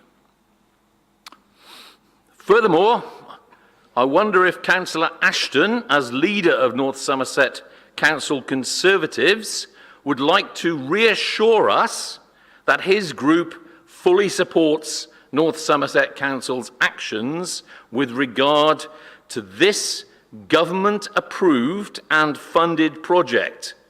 Maybe he could write to Dr. Fox. Okay, let's deconstruct that a bit. So the question, I think, is about seeking reassurance that the public realm works at Clevedon are in accordance with the government's active travel policies, and yes, I'm happy to give that insurance. In fact, it was a condition of funding that the works there complied with that policy. So we wouldn't have got the money if we didn't, if we hadn't complied with the government's policy on active travel. We couldn't have funded the scheme in any other way. It's probably also worth just clarifying a couple of points that have been in the media recently about it being over budget and, you know, council taxpayers' money being spent on this when we could be filling potholes. We can always be filling more potholes, but the truth is that this money has ring-fenced. It is grant funding from the DfT, specifically ring-fenced for this purpose. It's not over any budget. It's not part of the council's budget. No taxpayers, council taxpayers, have been harmed in the work on Clevedon seafront. You know, I accept that we've got differing views locally, and that's perfectly okay. I've every sympathy for people wishing to express their opinion about whether schemes are, to their liking or not to their liking. I would defend their right to do that. But I do feel that Dr. Fox's language is a bit inflammatory, and I think, there's enough of that going on in national politics at the moment, with people threatening to slit each other's throats or whatever they were talking about today. But has he? Right, okay. Hopefully not because somebody slit his throat. I mean, I do. I notice as well as we sort of draw closer to an election, I notice there's a slight raising in the sort of political temperature on a lot of matters. I think it's probably worth us just reining it in a little bit. But I guess I would just say that if Dr. Fox was so concerned about the well-being of his residents, then he would have voted in favour of same-sex marriage instead of against it. He perhaps would have voted in favour of increasing the tax rate for those earning over 150 grand a year instead of against it. Sorry, Steve. So anyway, I've answered the question. This is not really an answer to the question. I also have to take a bit of issue. I'm afraid, Councillor Westwood, we can't ask Councillor Ashton because he's not a member of the executive. That's not in our standing orders. Well, maybe he'll do it off his own bat. Well, I you did can have answer a private conversation about this, possibly. Hopefully I did answer the question. Thank you. Councillor Charles. Thank you, and I'll try and be brief as well because I know time's going on. And this one is for Councillor Caniford, but it isn't really for Councillor Caniford, but I had to word it in a way that I could get the question in, and Councillor Caniford was the best person for it, if that makes sense. So, Councillor Caniford, would you agree that post offices are vital community hubs and therefore key to the placemaking of communities? Would you therefore be prepared to work with your executive colleagues, including the portfolio holder for community engagement, in urging the post office to have a full and frank and open discussion on the options for keeping threatened post offices in North Somerset open, and that the public are engaged fully in the process and kept informed? Thank you, Councillor Giles. Yes, and I'm fully aware that the Chief Executive, and I think you copied me into the mail, seeking answers from Morrison's. Sadly, Morrison's are going to shut 132 stores, and that includes 55 post offices. I'm not sure if you know the history. I have been a postmaster of several post offices in the past, and they moved from salary to commission some 6 to 7 years ago in the modernisation, which has made many post offices unprofitable, or probably all post offices unprofitable, and the only way post offices now survive is through the retail sales in their shops. I am aware, though, that the post office work really very hard in finding and securing other sites, and we will continually push for that, I'm sure. I believe our Chief Executive now has a contact through to the post office, and we will certainly be seeking for them to find an alternative location if they want to move it from that one, because you are quite right. A town size of Portishead cannot do without a post office, and I feel that they have to find a suitable location, or even to the extent they have to open a temporary site until one is found. And I think you're quite right that we should highlight that, and we should ask them to do such. Thank you very much. Another question, I believe, is from Councillor... Oh, sorry. Did you want to reply, Leader? Just wanted to follow that up. Okay, thank you. If I could, because I was about to put finger to keyboard last week, Caritas, myself, but our Chief Executive beat me to it. But I've since followed up actually with our contact at the post office and asked them as well to keep me in the loop, because I, like you, I can't countenance Portishead being without a post office. And I know the McColl's Milton store here in Weston is also potentially going to lose its post office as well. So we've sought assurances there as well. So I've asked them to say, I've asked them directly really what they're doing now to identify, you know, an alternative host, if you like, for a post office in those locations. So we will keep the pressure on. Thank you. Sorry, just a point of clarification as well, and to ask for an option for public engagement as well. And thank you to give me some good news so I can take back to Portishead. Yeah, we've asked to be kept informed of what they're doing to inform local stakeholders and communities, including ward and town councillors and so on, yeah. So hopefully this... So, Chairperson, if the post office looks to move its post office, it has to go through a statutory consultation anyway.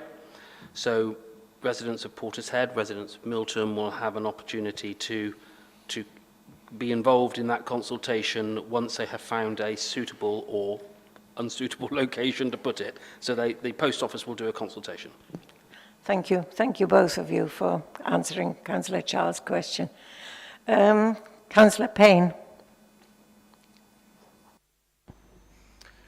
Thank you. I've got a question for Councillor Caniford. Will you be supporting Small Business Saturday this year, which is on the 3rd of December? We all know that local independent shops are really struggling right now, and this is an initiative which is intended to help them in their important run-up to Christmas. So I hope that at least the Council will promote the event through its various media channels, but it would be great if it could go further and see if it would be possible to offer incentives for that one day to shoppers to use our local independent shops. Thank you, Councillor Payne. Yes, I will do everything to promote Small Business Saturday. I will also talk to comms to make sure that we are promoting that through our channels. And I do think that we normally do anyway, but let's see if we can get started really early and give it a real push. And I'll also have conversations with the Assistant Director regarding any parking incentives that might be able to be done, but taking into account the pressures that this council are currently facing. But I would like to think there is something we can do to help. Thank you. Councillor Cato. Thank you, Chair. My question is with reference to the climate emergency. and there is one key piece that would make a significant difference. Under the climate emergency section on all reports and papers, my request of Councillor Petty is to ensure that they fully fulfil and account for carbon emissions with reliable, trusted carbon accounting measures. And because we're pressurized for time in terms of getting the job done, I'd like to ask if we can make a commitment to get that in place in the next 4 months.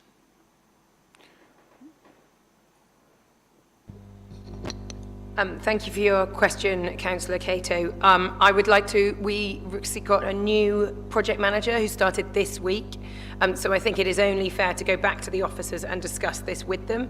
But I do agree with you that we should have clear carbon accounting, as I mentioned in the item earlier about Metro West. So I think we need to look at where it's decisions within our influence and have a clear, better, far better information about the carbon accounting. At this time, I don't believe we have in-house capacity and in-house skills to do that carbon tracking that you are specifically asking for. So we do need to recognise that I think what you're asking for does require skills and staffing, and so I will go away and investigate, but I can't at this time say whether we can or cannot based on the budgets that we currently have at hand in front of us. So I'll take the action away, and I would like to investigate that fully. Can I ask you to actively pursue it passionately, beyond compare, because it is one of the most important things that we can do, and even if we just put on the report, we haven't got a clue, and it's terrible, and it's awful, or whatever you want to put on it, but we need to get information in there, because frankly, us councillors, as we look at these reports, they say, oh, carbon emissions are being taken into account. Pardon me, how, what? Are we going towards our target, or are we going away from it? I mean, if nothing else, just have a green, amber or red. Sorry, Councillor Cato, So but I think please, you've had your please. question. Thank you. Thank you. Councillor Gibbons. Sorry, I mean, I was just going to mention the post office issue, so it's kind of debate's moved on, and Councillor Bridger did reference that Milton is also losing its post office counter, and that we'll also be writing, we've got hundreds of residents who've contacted us, both on an online petition and in person, so we will be reinforcing that message with a letter. Thank you. Thank you, Councillor Gibbons. I believe that concludes... Oh, no, there's still Councillor Keating. Sorry.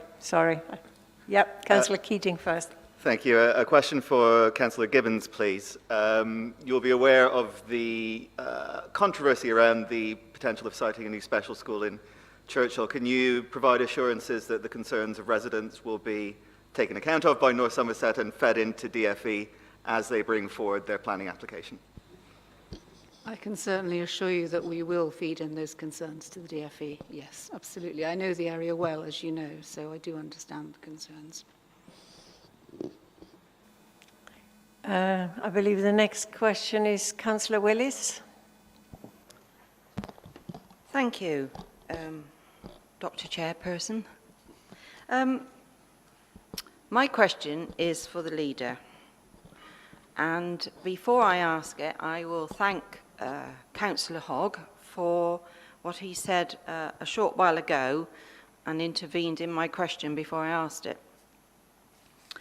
I have sat here for a number of years. I've sat through different governments.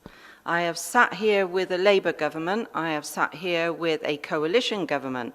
I have sat with a Conservative government. I have sat in this council chamber as the opposition, I have sat as the administration, and I have sat as a coalition in this chamber.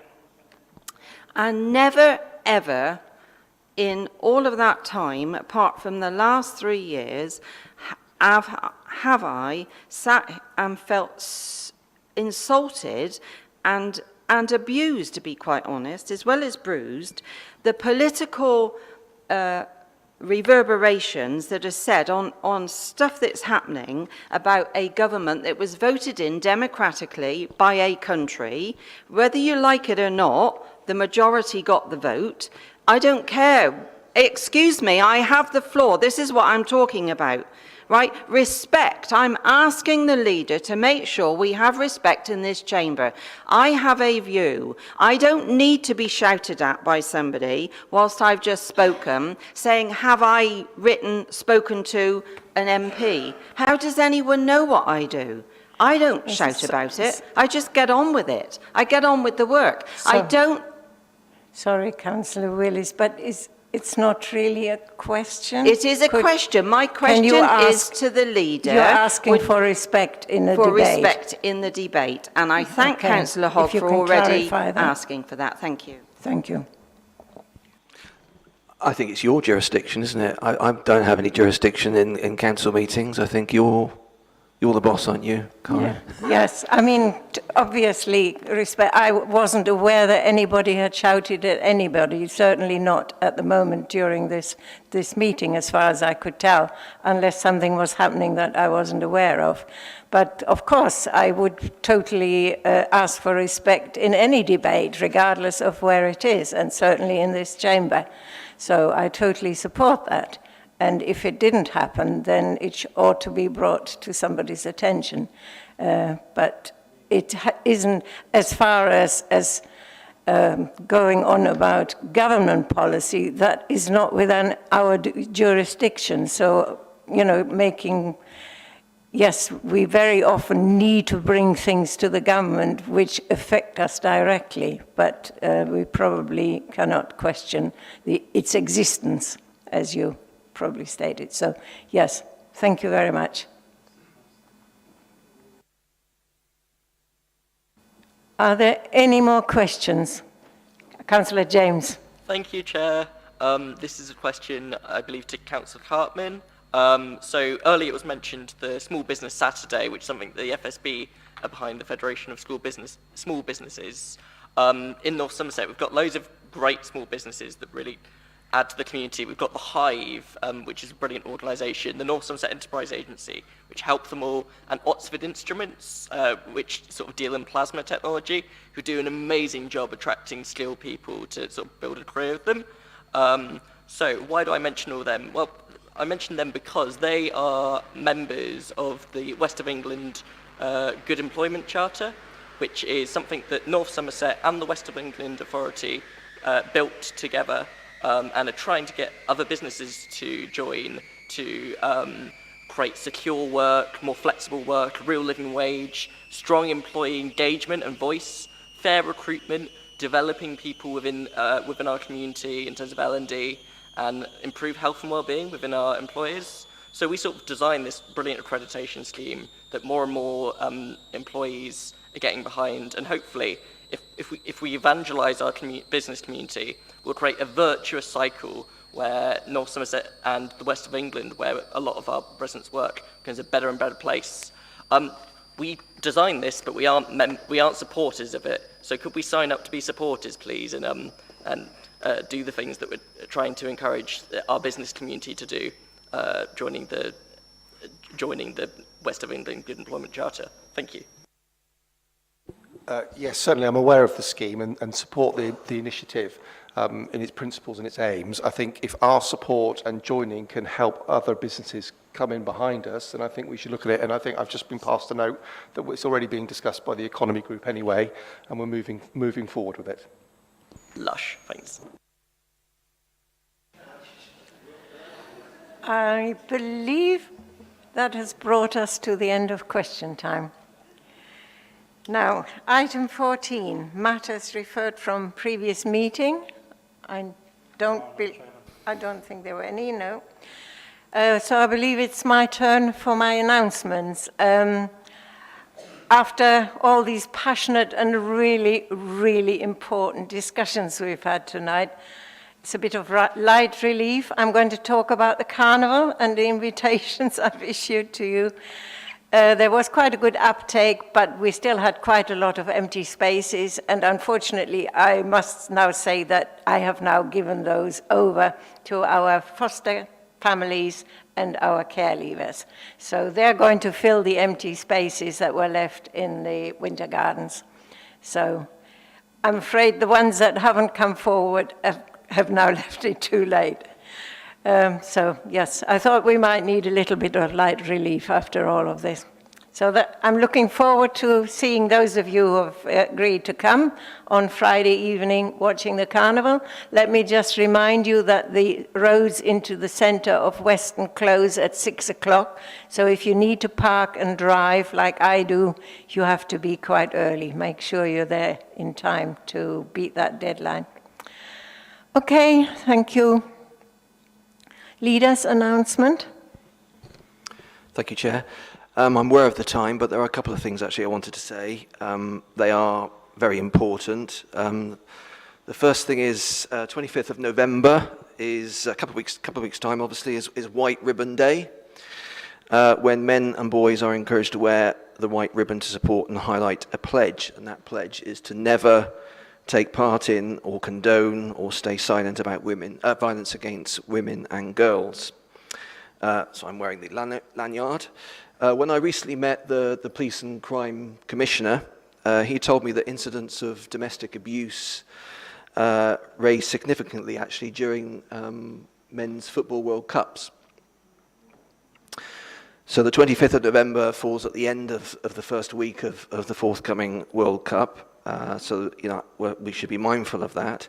I think as a council, we are doing some really, really good work in this area, tackling domestic abuse, but also lots of safer street work led by Mark here, and as I say, a great team. We've been particularly successful in securing some, several pots of funding for our partnership work in that area. So please support White Ribbon Day on the 25th of November to end male violence against women. Equally, sorry to get quite heavy this time in the evening, but again, this is quite important. This is closer to home, and this is really, I wanted to say something about online abuse of directed at members of this council. From obviously a very tiny minority of the public. Now, obviously, colleagues, when we get into this business, we know full well what we're getting ourselves into, and we expect robust challenge, and we expect to be frankly called every name under the sun, sticks and stones and all that. A few recent examples, idiot, cretin, dictator, which is a bit off the mark, to be honest, rat, which is quite unpleasant, but I've got quite a thick skin, but my family, our family's less so. But there are some recent examples. So when people start talking about lynching, I think it crosses the line, and when that goes unaddressed and we have to report it ourselves, as I say, I think that does cross the line. When we see that, when any of us see that, we have to call that out, okay, even when it might seem a political advantage to stay silent. I think it's got worse in recent weeks. We have reported some incidents, and where there's a pattern, we will report those incidents to the police. And that goes for any member in this chamber. They should come to me, they should come to our solicitor, and we will report it. So apologies again for getting a bit heavy this late in the evening, but I just wanted to say that and share that with you all. Yeah, thank you, Councillor Bridger. Yeah, it's upsetting. It really is. Councillor Gibbons. So I just wanted to follow up on what Councillor Bridger was saying. I think he was there at the Local Government Association conference that we attended earlier this year. And that's when they launched their Debate Not Hate campaign, and I just think that perhaps this is the time for this council to get behind that and perhaps reinvigorate that message on social media, because it does affect our democracy. You know, people are nervous of putting their head above their parapet and becoming a councillor because they see the comments and the abuse that people get, and they don't want that for themselves or their families. So we do have to fight it, and it's a strong campaign the LGA is running. So I think maybe if we could start putting that on our social media and just reiterating that, it would help. Thanks.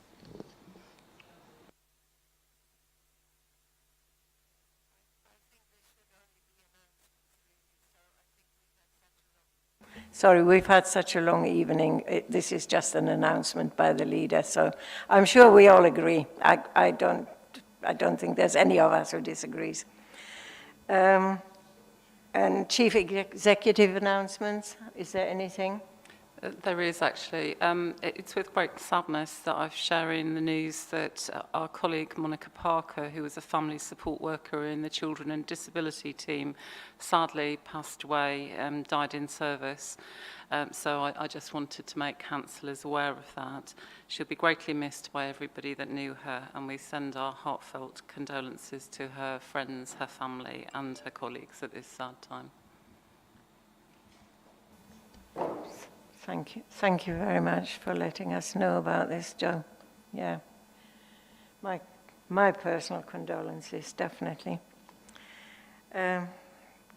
Item 18, I believe, is a political balance update. Chairperson, yes, nothing really to add to the agenda papers. Councillor Shopland has left the independent group and now sits in no political group. This is the first meeting of council since he made that move, and the new numbers, or the current numbers for political balance, are on the agenda sheet. He's of no political group now. Which is different to independent, I believe. It is. Item 19 is the forward plan dated the 2nd of November 2022, and I believe the leader is presenting this. On the record, Chair, and for noting? Yeah, for noting, so just looking for nods. Just to be noted. Thank you. Item 20, Policy and Scrutiny Panel Report. I don't think there was any. Heritage Champion Report 2022 by Councillor Crockford-Hawley. I'll try to make this somewhat lighter. I don't see heritage awareness as an add-on to economic development, to civic pride, to regeneration, to placemaking, or to whatever buzzword is invented for council's edification. And I certainly don't see it as a defence of ill-remembered and selectively cited good old days. I do see heritage awareness as essential glue in community adhesion, providing the ability to bring people and businesses together via a regard for and love of that which is cherished in our neighbourhoods. We have a duty to identify that which is cherished. We have a duty to preserve that which is cherished. We have a duty to enhance that which is cherished, and we have a duty to repurpose that which is cherished, and a duty to speak with vigour, humour, and understanding to younger generations. We have a duty to create beauty so that what we bring forth today, our followers half a century hence will look back at with admiration and wonderment. The Queen no longer adorns the wall of this chamber, and in her place, one of the world's leading heritage and climate champions will soon appear. Long may the King's regard for this blessed plot, this earth, this realm, this England ring loud and clear. Thank you. So, thank you, Councillor Crockford-Hawley. Poetic as ever. I believe at this point, Councillor Bell was going to introduce the role of a carers champion, but unfortunately it appears that Councillor Bell hasn't managed to make it, so I believe Councillor Bridger is standing in for him. Thank you, Chair. Yes, indeed. Councillor Bell has a poorly child, which should always be a priority. But I know he wanted to advise Council that in agreement with Ash, not Ash, that's the Adult Services and Housing Policy and Scrutiny Panel, that we will be appointing a carers champion to help drive our engagement with carers and support the delivery of our carers strategy and the action plan that goes with it. Councillor Sandra Hearn, I think was or is online this evening on Teams, has kindly agreed to serve as our first carers champion, and we will fill that role annually at the annual council meeting in future years from next year. I'd like to thank the Ash panel, currently chaired by Councillor Snaden and Councillor Mark Crosby, in his absence, obviously, and officers for their hard work in shining a spotlight on the need to support carers better and confirm that we are committed as a council to recognising and supporting the work of informal and formal carers across our district. So thank you, Sandra, and thank you to the Ash panel. Thank you, Chair. Thank you, Councillor Bridger.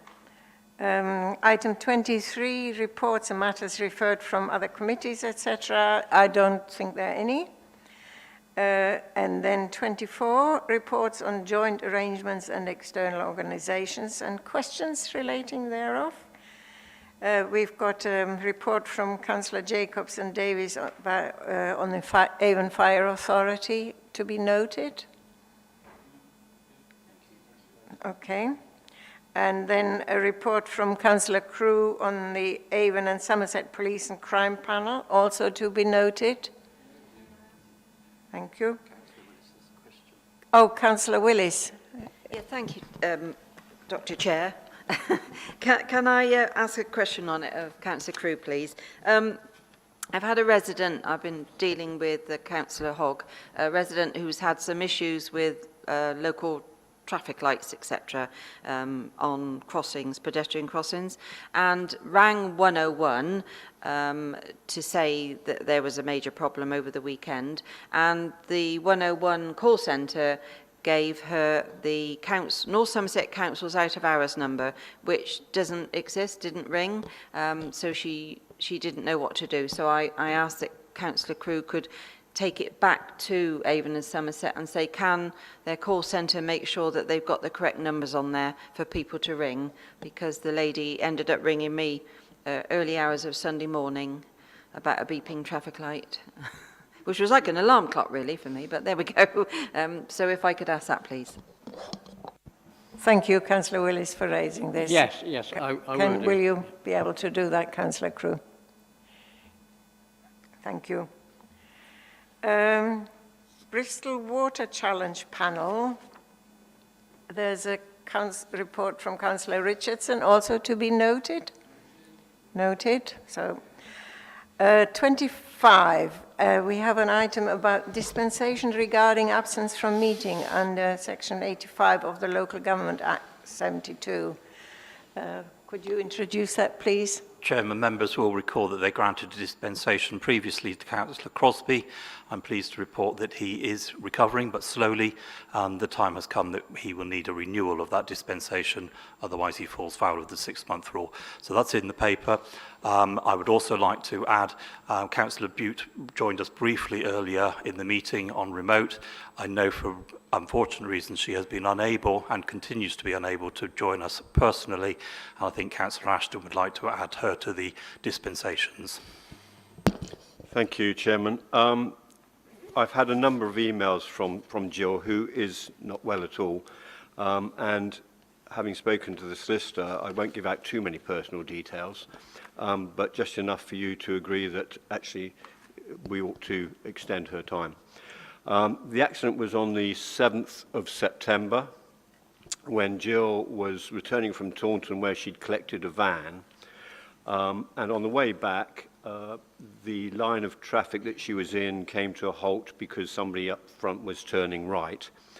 Unfortunately, a huge, crossed out the name, refuse lorry ran straight into the back of her and concertinaed her car into a 4x4 in front of her. Or as most drivers will know, on most seats and vans, there's a lever down below the seat so you can adjust the seat. That smashed into the back of her leg quite deeply and badly. She went to A&E, obviously. There were no brakes, but they didn't pick up the fact that her leg was turning black or dark blue or whatever, presumably to internal bleeding. I'm trying to précis her words here. She plodded on in pain, but unaware that things were actually very serious. She eventually phoned the doctor, couldn't get an appointment. She knows she should have gone back to A&E, but she didn't have the energy, which was obvious from what she was going through. She sent some pictures to Ask My GP, which I'm not aware of. I assume it's a website that you can go onto. The doctor phoned back almost immediately and prescribed antibiotics. Being Jill, she decided to recuperate in Spain because a friend of hers was driving over there, so why wouldn't you, I suppose. However, she ran out of antibiotics, went to a local medical centre who dressed the wound and gave her another prescription. But unfortunately, things got worse. The hole in her leg was getting deeper and bigger. She got an appointment with the doctor again, who said it was gangrenous. Jill quotes that the doctor had a meltdown, but the bad bacteria was eating her flesh. It was gangrenous, and the antibiotics that she was given were the wrong ones. At one stage, there was concern that she would lose her leg. She's now getting better. Through regular treatment, she's getting better. But the seriousness of the injury means she now has to have a substantial skin graft to help the wound heal, because it's not healing very well at the moment. They were waiting for, the technical term is a vacuum machine thingy, apparently. That arrived yesterday, and once it's fitted, it has to stay on for at least 7 days, which will be end of next week or next week. The pictures then go to the surgeon, who hopefully will say that there's been a good skin graft, and even if that's the case, here comes the punchline, she will have to sit still for 2 weeks. At least, because of where the injury is and the strength of the skin graft. So I hope you feel there's enough in there that I've given you to agree to an extension. She would have attended meetings, and like a lot of people over the last 6 months, to be honest, whilst I totally agree with our principle and the policy, with people quite rightly staying at home through COVID, and especially if they've got somebody at home who's vulnerable, the fact that September council meeting was cancelled as well, it has put, I think, people in this position. But Jill's case is authentic and I think worthy of extending and reviewing in a few months' time. Thank you, Chairman. Thank you, Councillor Ashton. I'm sure we all wish Jill a speedy recovery from all of us. So you're moving for dispensation. Can I have a seconder officially? Thank you, Councillor Willis. Thank you. All those in favour? Thank you, members. That's carried. Item 26 is the draft municipal calendar for 2023 and 24. So, Chairperson, we bring this now so that people can put advanced meetings in their diaries, and officers can obviously project plan accordingly for when they need to bring items. So the draft calendar is before you. We're just looking for you, if you will, to approve that. I believe the leader is to move recommendation. Move recommendation. Seconder? Lots. Thank you. Vote. All those in favour? Urgent business. Is there any urgent business? There is none, Chairperson. Thank you. I believe that is the end of the meeting.